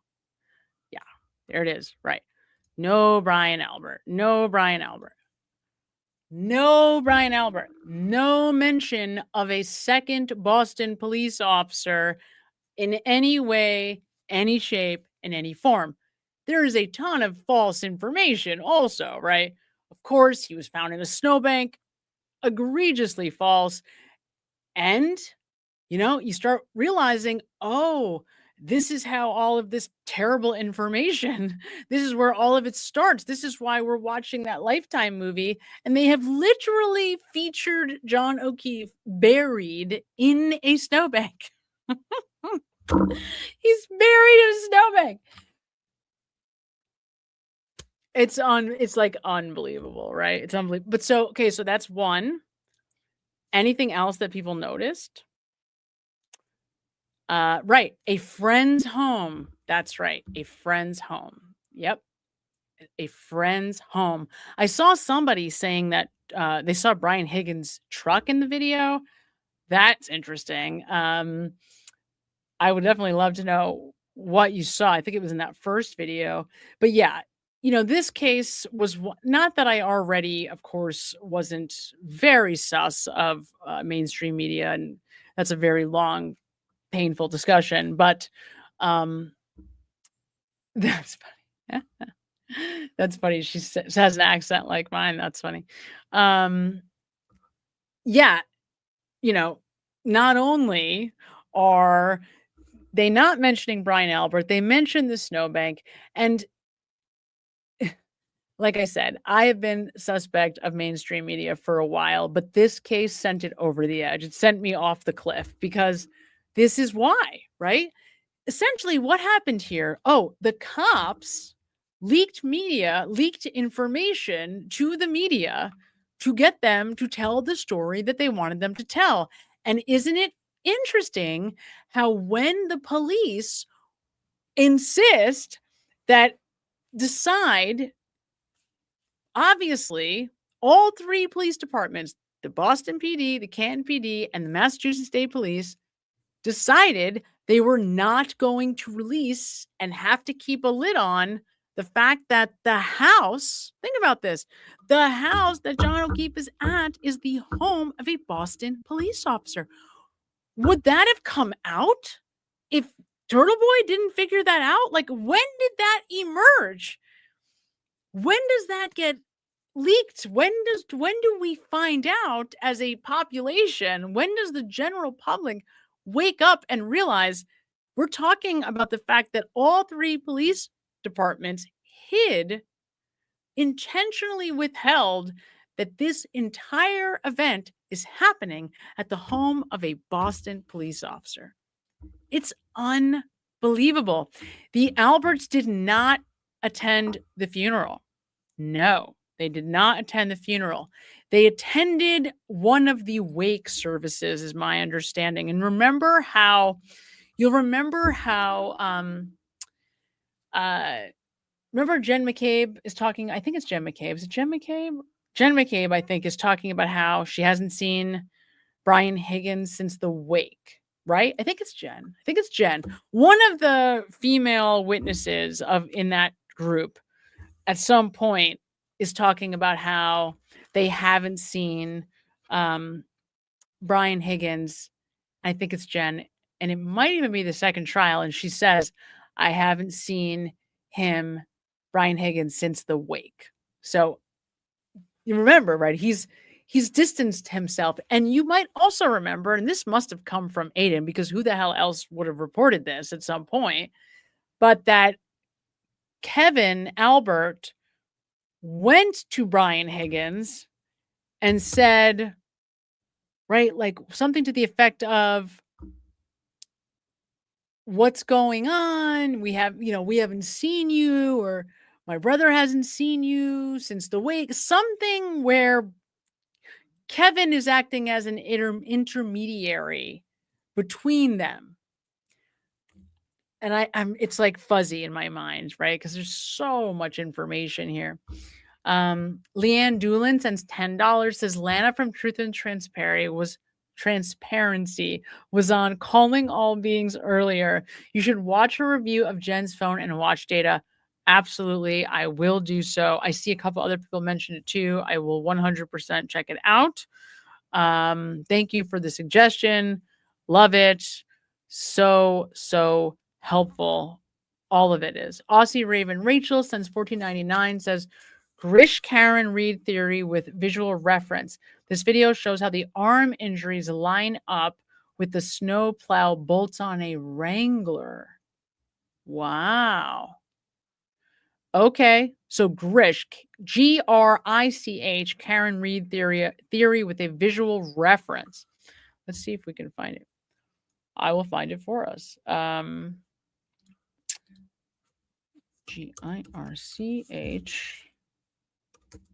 Karen Reed. Let's find it. I would love to see with a Jeep Wrangler. Huh.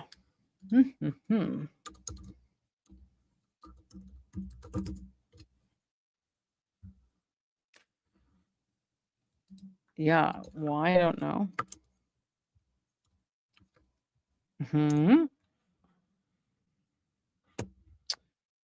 I do not know.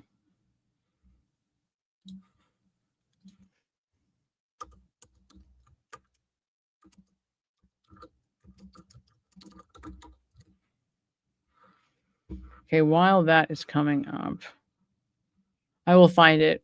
We will find it at some point. We will continue to look. Word Matters sends $4.99, says, if they were in the other room, how would they know Jen was talking to John? Great question. Thank you. Thank you so much. They didn't. So remember, Nicole is talking after the fact, and she's saying, I didn't know that they were talking at all. But at that time, Brian Higgins is saying that he is actually in that dining room kitchen area with everybody, and that's how he learns about it. Right? Now, it must be the only reason why we know it's at the same time is because Nicole is saying she never heard it. Does that make sense? That might have been a little confusing, but because Nicole is saying, I never heard my sister on the phone with John O'Keefe. So I didn't even know he was supposed to show up. That's what her story is. Nicole is saying, who's that? Who's John? Nicole's whole story is why when Nicole's, this is what makes Nicole's testimony so interesting. Honestly, it took me a long time to realize this is what she was saying. I saw it today. She's trying to say, you know how she says, her sister barges in her room and wakes her up and she's saying, John, John. And for Nicole, she's like, John. And then she's like, she tells us that Jen is saying, John from the waterfall, because the point is Nicole is trying to claim that she has no clue who he is. And she's so removed from John O'Keefe that she didn't even understand why a person named John would be at her house at any point on that day, because she didn't even know they were invited to go to her house, even though, remember that video that Microdots put together and that Be in Trouble then went back and pointed out in slow-mo over and over and over again that both Brian and Nicole Albert are also pointing at John O'Keefe and trying to get him, motioning him to go back to their house. So if it wasn't for that, maybe you might in some world believe anything Nicole says. Maybe. I personally wouldn't believe her with or without the waterfall video, but maybe somebody could.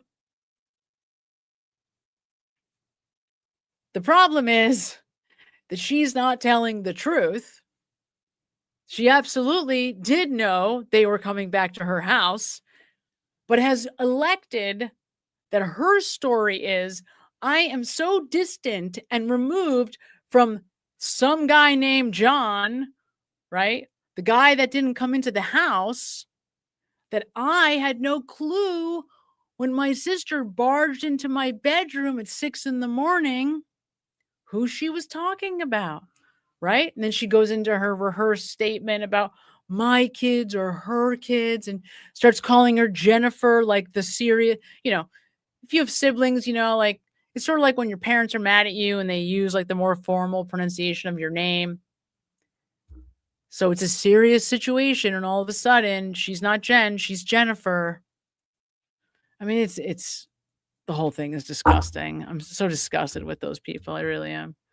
Elizabeth Grace 00 sends $9.99, says, hi, Sam. Question. If the House defendants were so drunk they don't fully remember what happened?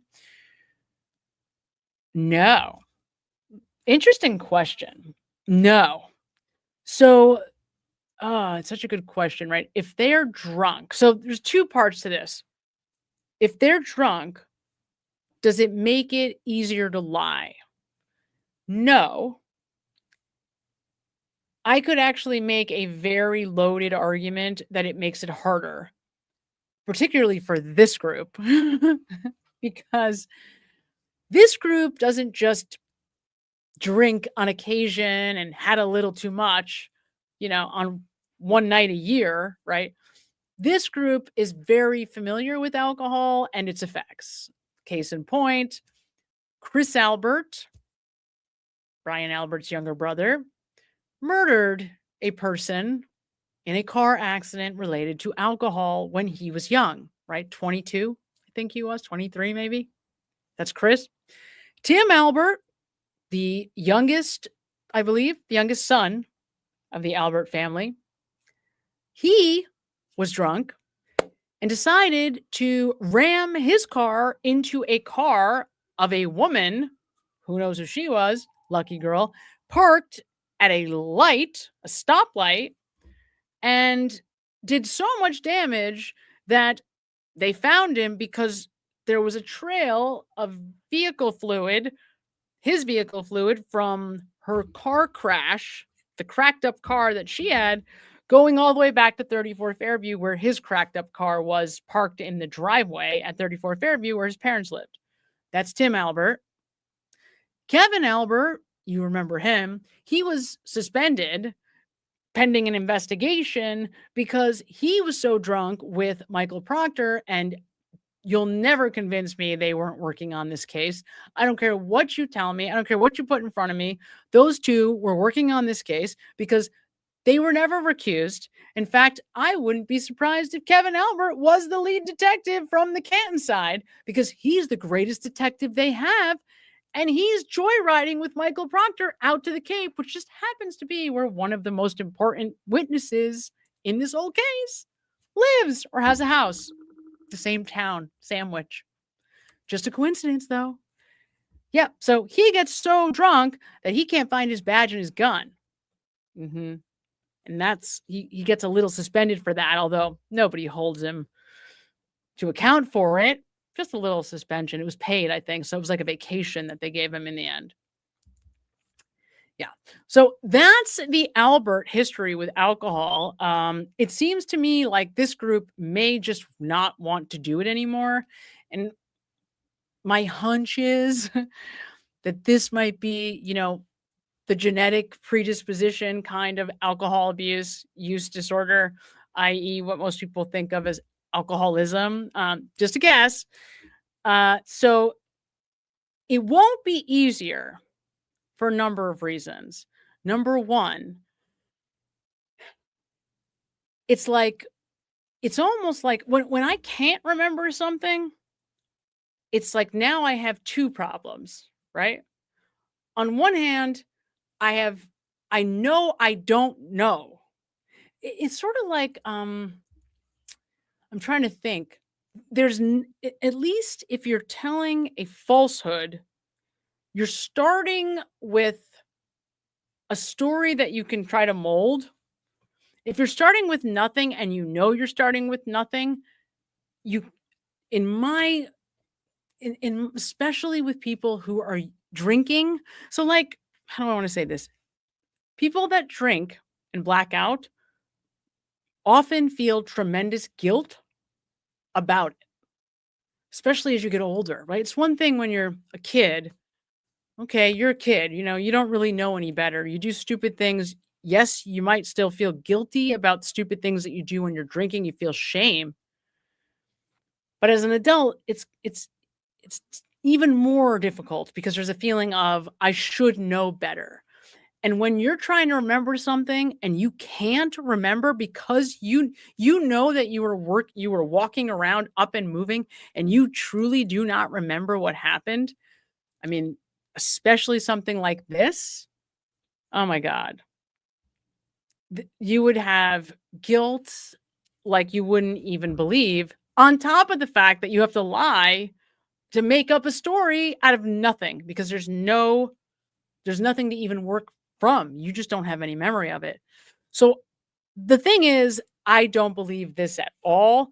No matter how drunk they were, their lives, if you've ever been in a situation, and unfortunately I've been in a few, never, thank God, where anyone lost their life.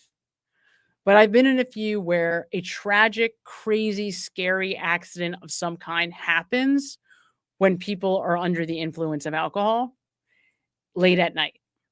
And what happens is you get a surge of combination of adrenaline and endorphins. It's like, right? It's like those moms that you hear about who can suddenly lift a truck up when their kids are stuck underneath one, right? It's sort of like that. Like your life is on the line and it feels like life and death. And that surge that you get wakes you up. It's like an epinephrine shot. That would be if anybody's ever had an allergy and had to take epinephrine or an EpiPen, or even like how else?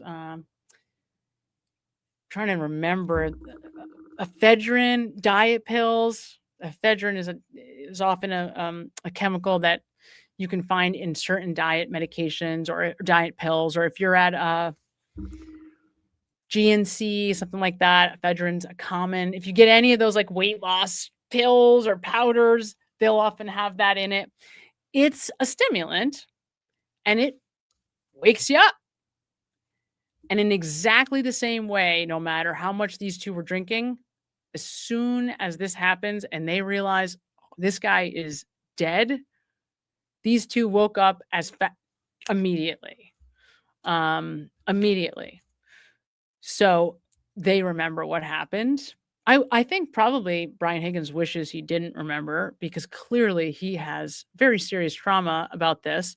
Twice in front of the world during a live trial and in a police interview with his lawyer sitting there, broke down when asked about seeing the body on the lawn. It's not exactly the ideal time to start crying, right? Not exactly the best time to start, panicking because it makes you look guilty. Just like it did. I mean, that was like the most guilty moment, I think, of the entire of his whole testimony was that exact moment where you're just like, oh my God, this guy just basically gave the goods away. I mean, he at a minimum was there when it happened. Was he the person responsible? I will tell you that he thinks that he was responsible.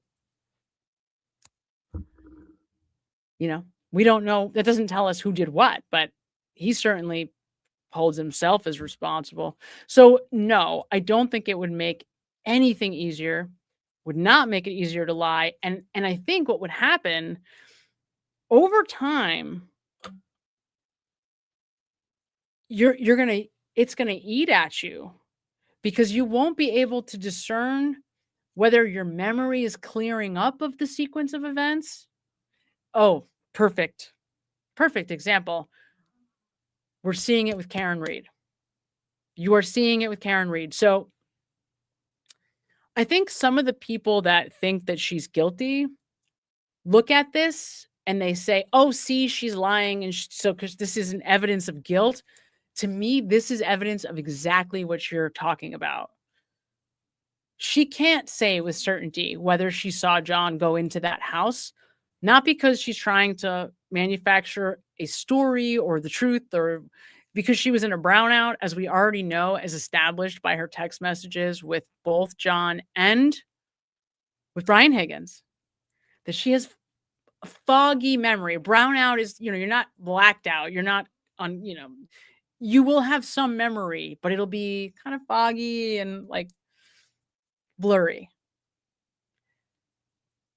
And when you're in that state, you're very susceptible to suggestion. So remember how in the Body in the Snow video, and I think even one of these cuts Hank Brennan plays to try to hold it against her. He says, or he shows her saying, right? Like, I question whether I really remember what happened, or if I've just heard about it or seen it so many times that I think I remember.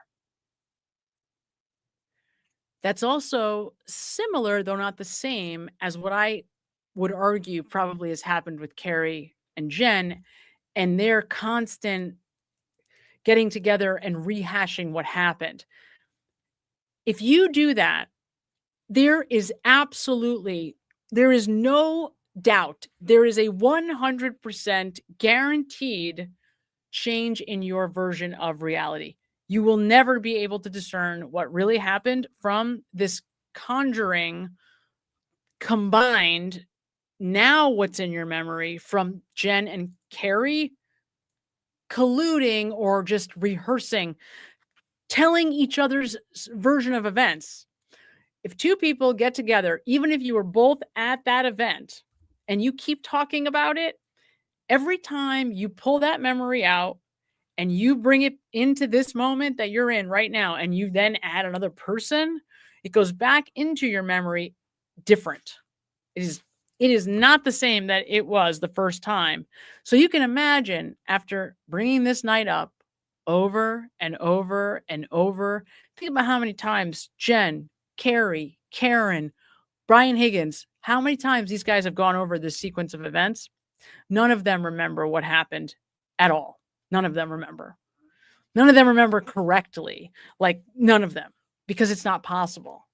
Because if you cannot relive an event over and over and over and over again, you might feel like you have an accurate representation in your mind, but it's the farthest thing from it. So hopefully that makes sense. But the way that memory actually works is that it changes. It changes with mood. It changes with context. It changes with development, age, maturity. I mean, it's so malleable. We think of it as like finite, but it isn't. It's very malleable. So to your question, nobody has an accurate representation of what actually happened. Everybody's version is going to be distorted in some form or fashion. So what we're really talking about, I know this is a very long-winded way to answer this question. What we're really talking about is your belief in your understanding or memory of events. That's what really matters. So if you believe what you're telling us, then it's not really a lie because you believe it. But you could be telling us something that is not factually at all accurate, not to mislead anybody, but just because you don't remember it correctly. And there's a lot of both when it comes to this case. And it's hard to decipher them apart. In my understanding, Karen Reed often falls into this camp where she has a fuzzy memory of a lot of those events, and then has relived this day and night over and over and over and over and over, and now just can't tell, even with her best effort to try to bring back what actually happened. She just can't tell.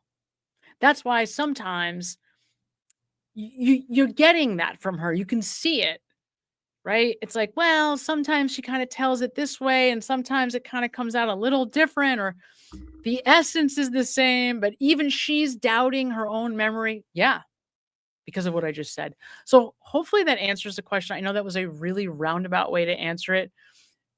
Like I said, memory is so malleable. It is totally not accurate, not for anyone. And so what we're really gauging is not the accuracy of our recall, but our belief in our accuracy. That's sort of what it all comes down to, is like, do I believe what I'm saying, or do I not believe what I'm saying? And when we're talking about deception, what we're really picking up on is that this person does not believe what they're telling us.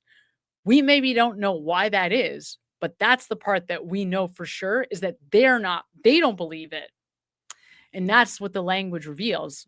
Consciousness of guilt and statement analysis is about being able to read in the language that the person speaking doesn't believe what they're telling us. Hopefully that was helpful. I know that was a lot. Okay. Let's try to get through these. I'm going, you guys. I know I'm slow tonight. Litigus sends for 99. Thank you so much. Like a, how do I say this? Like a jitis? Lickajitis. Got it. Gotcha. Got it. Thank you so much, Lickajitis. I appreciate you so much. Cynthia Marks. Hi, Cynthia Marks. Hopefully you got your answer from earlier. You can always email me too. It's just that I may not get it right away because I have so many other emails to go through right now. I'm so behind. Cynthia Marks, 139, sends 499, says, if all this stuff about Brian Higgins outside is true, then why is Evering covering up Colin? Great question. Such a good question. I think the answer to that question is there's two possibilities, right? One is, you have to remember Chris Albert. Notice, by the way, Chris Albert was not on that call log of Brian Albert. He's not called by Brian Albert, at least not that we see. Maybe he's on there and we don't know it. From our view, he wasn't called. Okay. If Chris had been Kevin, right, you would think that rather than Brian calling Kevin that morning, if it was Colin, the person he would have been calling would have been Chris. Just a guess, right? Maybe not. Maybe Kevin is still the important party because he's the Canton PD cop. I don't know. I think the reason that they're all lying about Colin is because they don't want to see what happened to Chris Albert at the same age happen to Colin Albert. Colin is like a punk kid. He might even have a questionable reputation around town. They're protecting, their instinct was right away to protect all the kids. Like anybody in the house, the very first night into the next day, I don't think they mention any of the kids. Jen, Matt, Nicole, and Brian, like, don't mention even the birthday party, I think. Nicole doesn't even mention Brian Albert Jr., I don't think, the first time she's spoken to. It's like they made a decision, let's try to leave all the kids out of it completely. And then they kind of fumbled on Colin. Like, I think the instinct was keep all the kids out of it. And Colin just happened to be the one that was the most likely to have been involved if he was involved. And it very well may be that he did have issues with John, right? Like that Karen was right when she said, oh, that's the one that John used to, yell at when he would run through the lawn as the shortcut. Now, I still very much think Colin is in the house. So to me, again, it's so stupid. Like these people just don't know how to make good decisions is what it seems like. I don't know how that could be true. I mean, this is a veteran police officer. How could you possibly be this stupid? But I think what he was doing was trying to protect Colin. I think that's what they think they're doing. I think they thought they were protecting these kids, and especially Colin, because of his reputation. It's just that would be my best guess. Now, I still struggle with Colin. I struggle with it. I'll be very honest. I struggle with Colin because they are lying so outright about it. It's so incriminating. And think about how much Colin lies. Forget about them. He is just so full of shit. And according to Colin, like he almost completely incriminates himself. So it's very, and then you look at Colin's behavior. I mean, I don't know. I try not to bring this up because it's like, it's so confusing. It just confuses everybody even more. But how telling is it that when Chris Albert goes last week, he's on with the ladies, and he's first thing he does, he's talking about Colin. They, of course, Julie Carpenter's asking about Colin. Oh, how horrible we all are to accuse your young punk son of murder. We're such terrible human beings. Failing, of course, to realize that it was his parents and aunt and uncle put him in this situation. Certainly not us. But anyway, the first thing he says after she asks that question is, you do realize that Colin was 17 years old at the time of this event. What does that tell you? When you hear that, what does that elicit? Are you like, oh, wow, yeah, he's 17. He must have not done this. So rather than like, yeah, it's been really hard for Colin, and it's tough for me as his dad to see him going through this. The first thing he does is say something that could so easily be just like interpreted as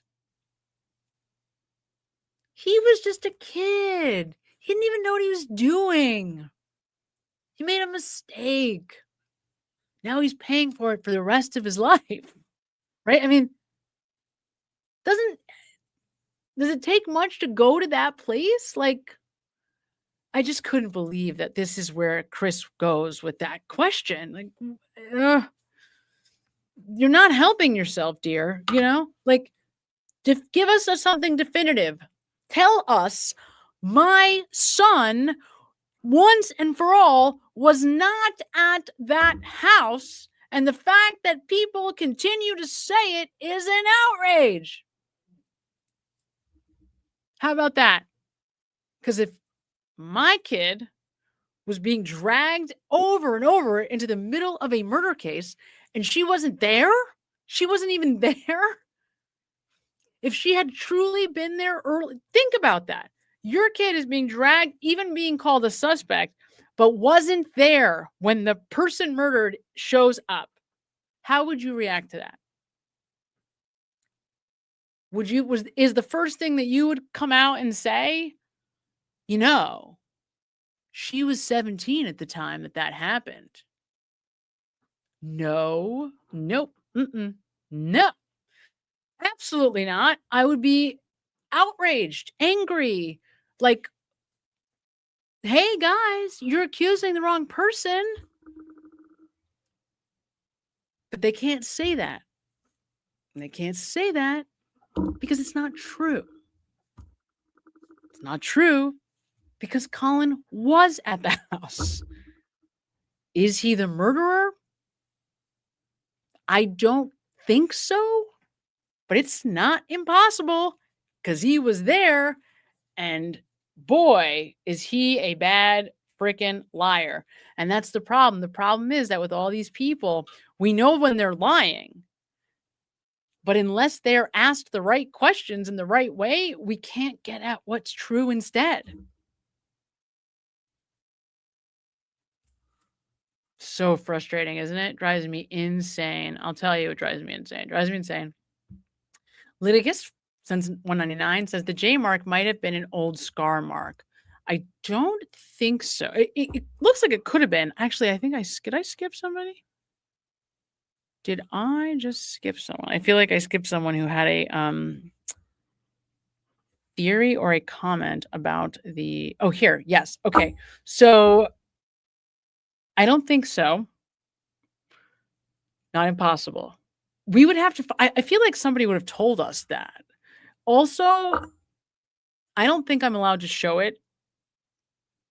I had to take a closer look. If you look at the image, the way that, the original image, because this one is zoomed all the way in, and it does make it look like maybe bigger and more prominent. I think this is a very small marking. Here, let me see. Maybe, okay, so Kevy Kev 781 said, sends 499 and says, maybe a bungee cord hook. It does look like a bungee cord hook. That is what it looks like. Yep, that's a pretty good guess. Yep, that's a pretty good. Does everybody know what a bungee cord hook is? The end of a bungee cord, like people keep them in their trucks. If you're gonna tie something down, that's a pretty good guess, Kevy Kev. Yep, I absolutely could buy that for sure. Now the question is, how does that get there?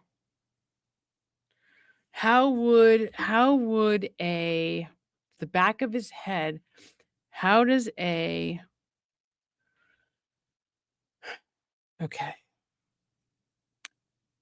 It's on a seat in a car. It would have to have been underneath him as wherever he's laying in between the incident and the time that he's discovered. I guess, yeah. That's a pretty freaking good guess. I think we would, it's okay. We see it. It's 1 centimeter. It's like 1 centimeter by 2 centimeters, right? It's a really good call. That is a really good guess. What do you guys think? That's a pretty freaking good guess. I think that might be the best guess I would have come up with. Jebby Canfer 8843 is a new member. Welcome, Jebby Canfer. Yay, we're so happy to have you. Ginny Exanicus 28. Hi, Ginny. I love Dorothy's shoes. They're so sparkly, and I love when you join us. Thank you for being here. Which story? I wish I knew which one that was. Which story were we talking about? I hate that, right? Oh, hi, Steph sells stuff by the seashore. You send $4.99 and say soup to nuts. Please teach me what this means. It's a good question. Great question. It just means everything. Why is soup to nuts the expression? I don't know, but it is. And I think of it like from one thing all the way to Like it's everything, right? Everything that it could be, I guess. Am I explaining that correctly? I don't know. I'm getting tired. It might be a little bit. It means like all encompassing. It's the best way I can give it. I don't know how I used it. I wish I knew the answer to that. CC Headband Cupcake, Law Nerd. I love that. I love it. CC Headband Cupcake. Headband Cupcake Law Nerd. It's amazing. Sends $4.99. Says, wouldn't the 3:24 p.m. and 6:12 p.m. phone call with Brian Albert bookend about the time period that Brian Higgins and Berkowitz were in the Sallyport? Yeah. Yeah. I think, well, he's in. That's a good question. Where is that? He's in the, so he's there all day, right? I mean, look, they probably are both there all day. If I'm being honest, do we really think that Berkowitz doesn't go right to the PD? Like that do we really think that he's not there at 6:30 in the morning? This guy had to have been the first person notified. This is the chief of the Canton Police Department. I mean, they found whoever finds out first, this is a Boston police officer. So if that's Sean Good, if that's Mike Lank, whoever learns that John O'Keefe is a Boston police officer and he's probably not going to make it, that person, arguable whether it's Sergeant Good or Mike Lank. I think we probably could go back and forth all day about who it is. If it's one of these two guys, which it most likely is, they have called by 6:00 in the morning. The chief of police knows. And I cannot imagine would not have gotten up and immediately gone to the police department, like immediately. To me, all of those Canton cops are covering for Berkowitz. All of them. By the way, I know this might not have anything to do with anything, and it may be totally meaningless, unrelated. Maybe I shouldn't even be bringing it up, but I just thought I would mention, because it seems like it could maybe be relevant, that Berkowitz's son just retired from the Canton Police Department. I don't think like retired because of old age, but left, moved on, is no longer working for the Canton Police Department. Just something of note to be aware of. His son, who was his legacy, I guess, at the Canton PD, is not there anymore recently, like as of November, maybe. Is that relevant? I don't know. But I think it's a good point, CC Headband Cupcake Lawnard. I definitely think it's a good point. They're both there all day. They're probably both there all day. So he's like theoretically going back and forth between the two of them who are together, because we know that Higgins is there all day. Higgins is there all day. He never, like, his key card goes in. And I don't think, from what I remember, that he ever we're ever really clear as to when he leaves. He's kind of swiping all day. And we know, thanks to Dever, I saw somebody asking about her, wondering, I think, how she's doing. I wonder that too. I don't wish her any ill will, certainly. She seems like she'll be fine. She seems a little tough to me. Right? Like, listen, I don't even know. You got to be cut from a certain cloth to want to put yourself not only at the Canton Police Department, but then to want to then go into the Boston Police Department. That is like, I would rather be a New York police officer than a Boston police officer because, like, I don't know. Boston cops do not have a great track record, right? I mean, they are notoriously corrupt, and it's quite clear from everything that we are seeing, everything that we are hearing. This is what you're going to get. You're going to get Michael Proctors and Brian Alberts and Brian. This is that. This is what it looks like. This group of guys. Take your pick. What a joy. So I don't know, but I have to believe that whatever she's doing, it's probably a better place to be for you psychologically. It doesn't even matter where you are, because putting yourself as a career decision, like, think about it. These are the guys that are judging your value as an employee. You know, I don't actually think Kenneth Berkowitz seemed like a bad guy. Seemed like a pretty decent guy. But I don't know.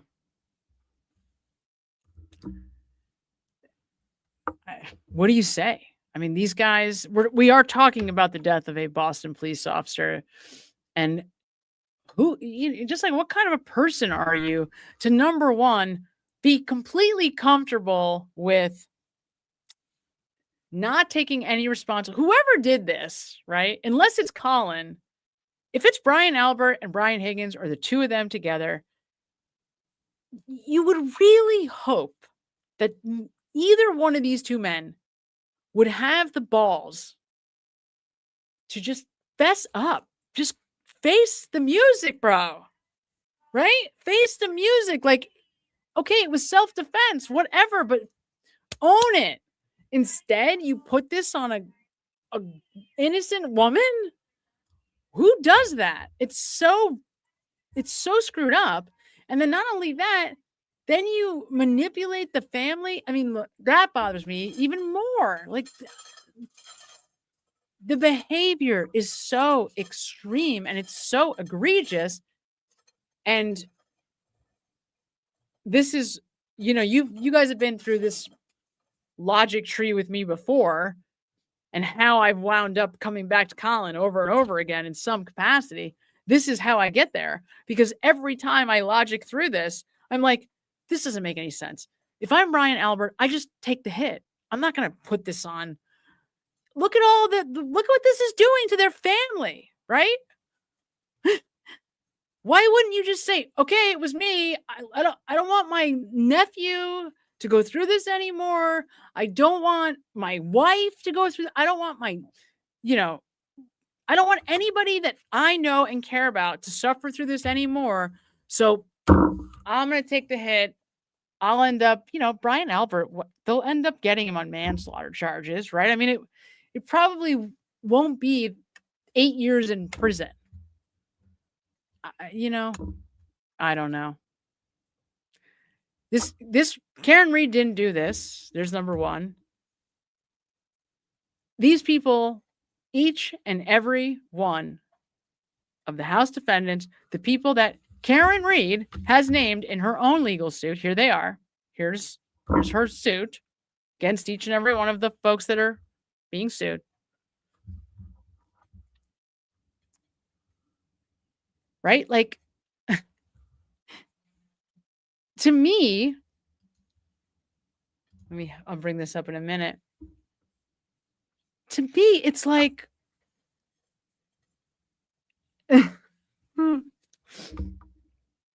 these people lie with such abandon over and over and over again. It's like they're in a competition for who can be less honest.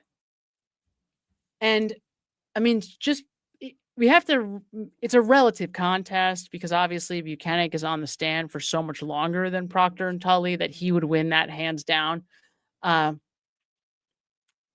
just like Buchanan, this is a guy who thinks of himself as, a military guy. Is he a Marine? Army guy? I forget which one he is. I think he was a Marine, right?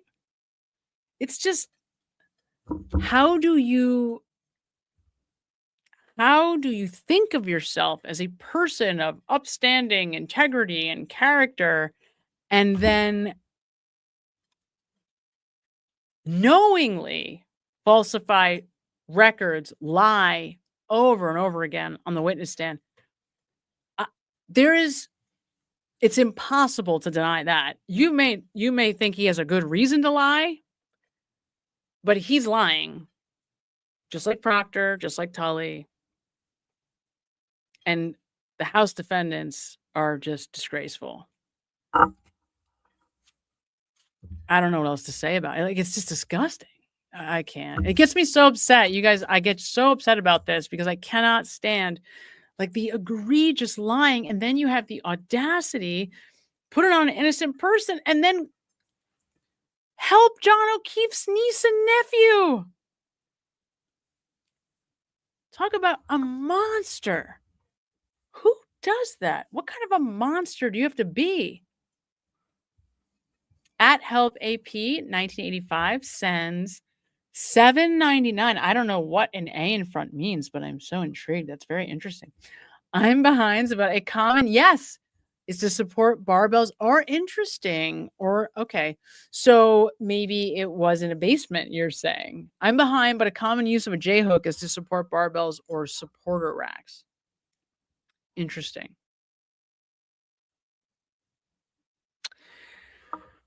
I will just tell you, I know where I'm like way over time. I've got to get going here because I've got to get up early with my daughter. But here's the thing. I will tell you that the reason that I struggle to put him in the basement is that I have a hard time. I would need some kind of concrete evidence that people in the house, there was a clear and distinct awareness, some notable way to quantify a change in behavior, tone, reaction, response that is consistent amongst the people in the house. In other words, we need evidence that somebody saw him come in the house. And to this point, I have not been able to find that. If you have that, or if you have a belief, a strong belief that the people in this house have shown evidence that they recognize that they saw John come in at the moment that he came in. Like if you can think of a moment in the testimony of Sarah Levinson where she slips up and you think that's when she sees John come in the house, I would love to know that moment because I've been looking for it. And because I can't find it, I struggle to put him in the house. That's the truth. And because, Karen can't tell us really certainly that she saw him go into the house. Those two in combination make it hard for me to make that claim. I don't have evidence of it. That doesn't mean there isn't. It just means I don't have it. Very possible. Matt 1074 sends $20. I believe the SUV was in before that video. It had no snow on it. There was a perfect outline. Oh, absolutely. Yes. I'm so glad you brought that up. That's right. We never talk about that enough, Matt. I'm glad you brought it up. You're so right. I am so down on any evidence that comes from the Commonwealth.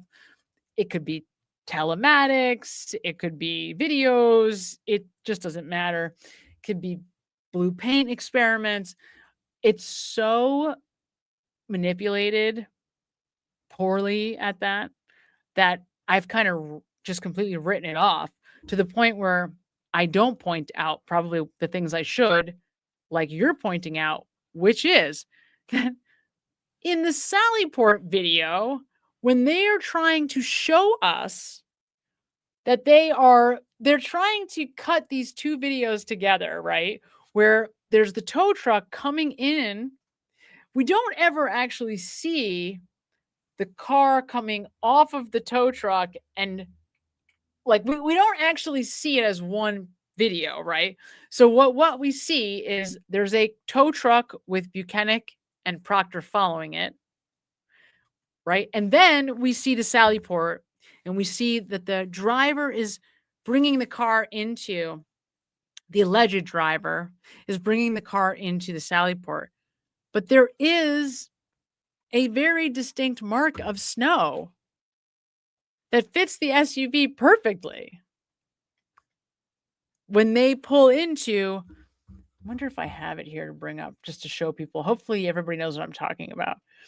Oh, it's the wrong video. I'm not going to have time to bring it up. Definitely, when you get a chance after this, go check out Microdots. It's brand new, and it's the just 4-minute clip of the Sallyport video. Right at the beginning, you're going to see they show it right away.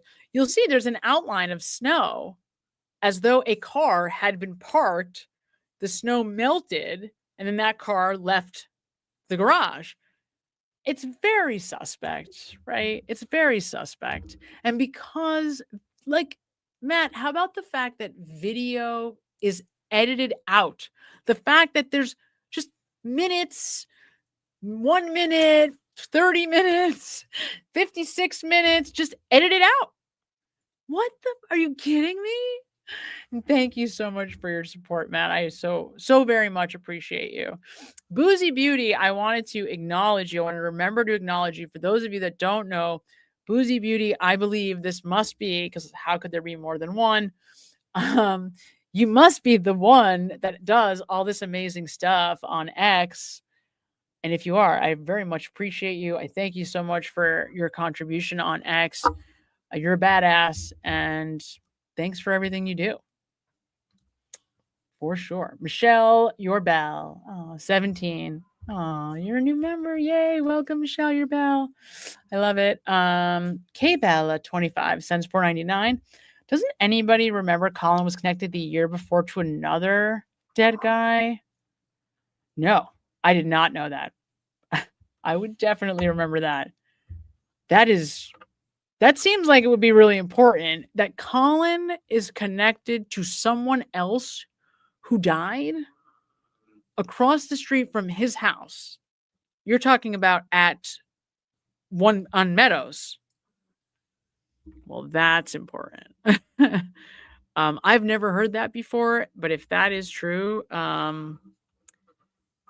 that certainly gives us an explanation for why they wouldn't want Colin in the house, right? I mean, makes a lot of sense. Colin is a fighter. I don't care what anyone says, right? Colin has a bad reputation. He clearly likes to fight, because I don't know how many 17-year-olds you know that have been in multiple fights, enough that many iterations have been videoed. I had some pretty roughneck friends when I was a kid, and that's a lot of fights for a teenage boy who's not even in high school yet, right? Like, was he even a junior in high school? Was he a junior? I don't know. I emailed you. Oh, good. Oh, great. Okay, Laura 11654 sends $5, says, I emailed you what the J mark is. It's probably the metal piece on a baseball hat. Oh, to tighten the strap. Oh my God, I have to reset my email. I can't get into it right now because they're making me reset for like a triple security thing, which is the reason why I haven't been in my email last few days. So if you've emailed me and you don't hear back, that's why I got kicked out. So annoying. Triple security, and they want me to change it. And then I had to like jump through every hoop to get back in, and I haven't done it yet because I haven't had time. So annoying. As soon as I get this email from you, though, I will absolutely post an image of it wherever I can, because I want to know what the hell you're talking about. Thank you for emailing me and letting me know. And to everybody, you guys, this show, it's never long enough. There's so much that I want to go over with you. It's crazy how much I want to talk about, how much there is, how much material. It's insane. You have no idea. I didn't even get to like a fraction of what I want to talk about, and we're over 3.5 hours. Holy shit.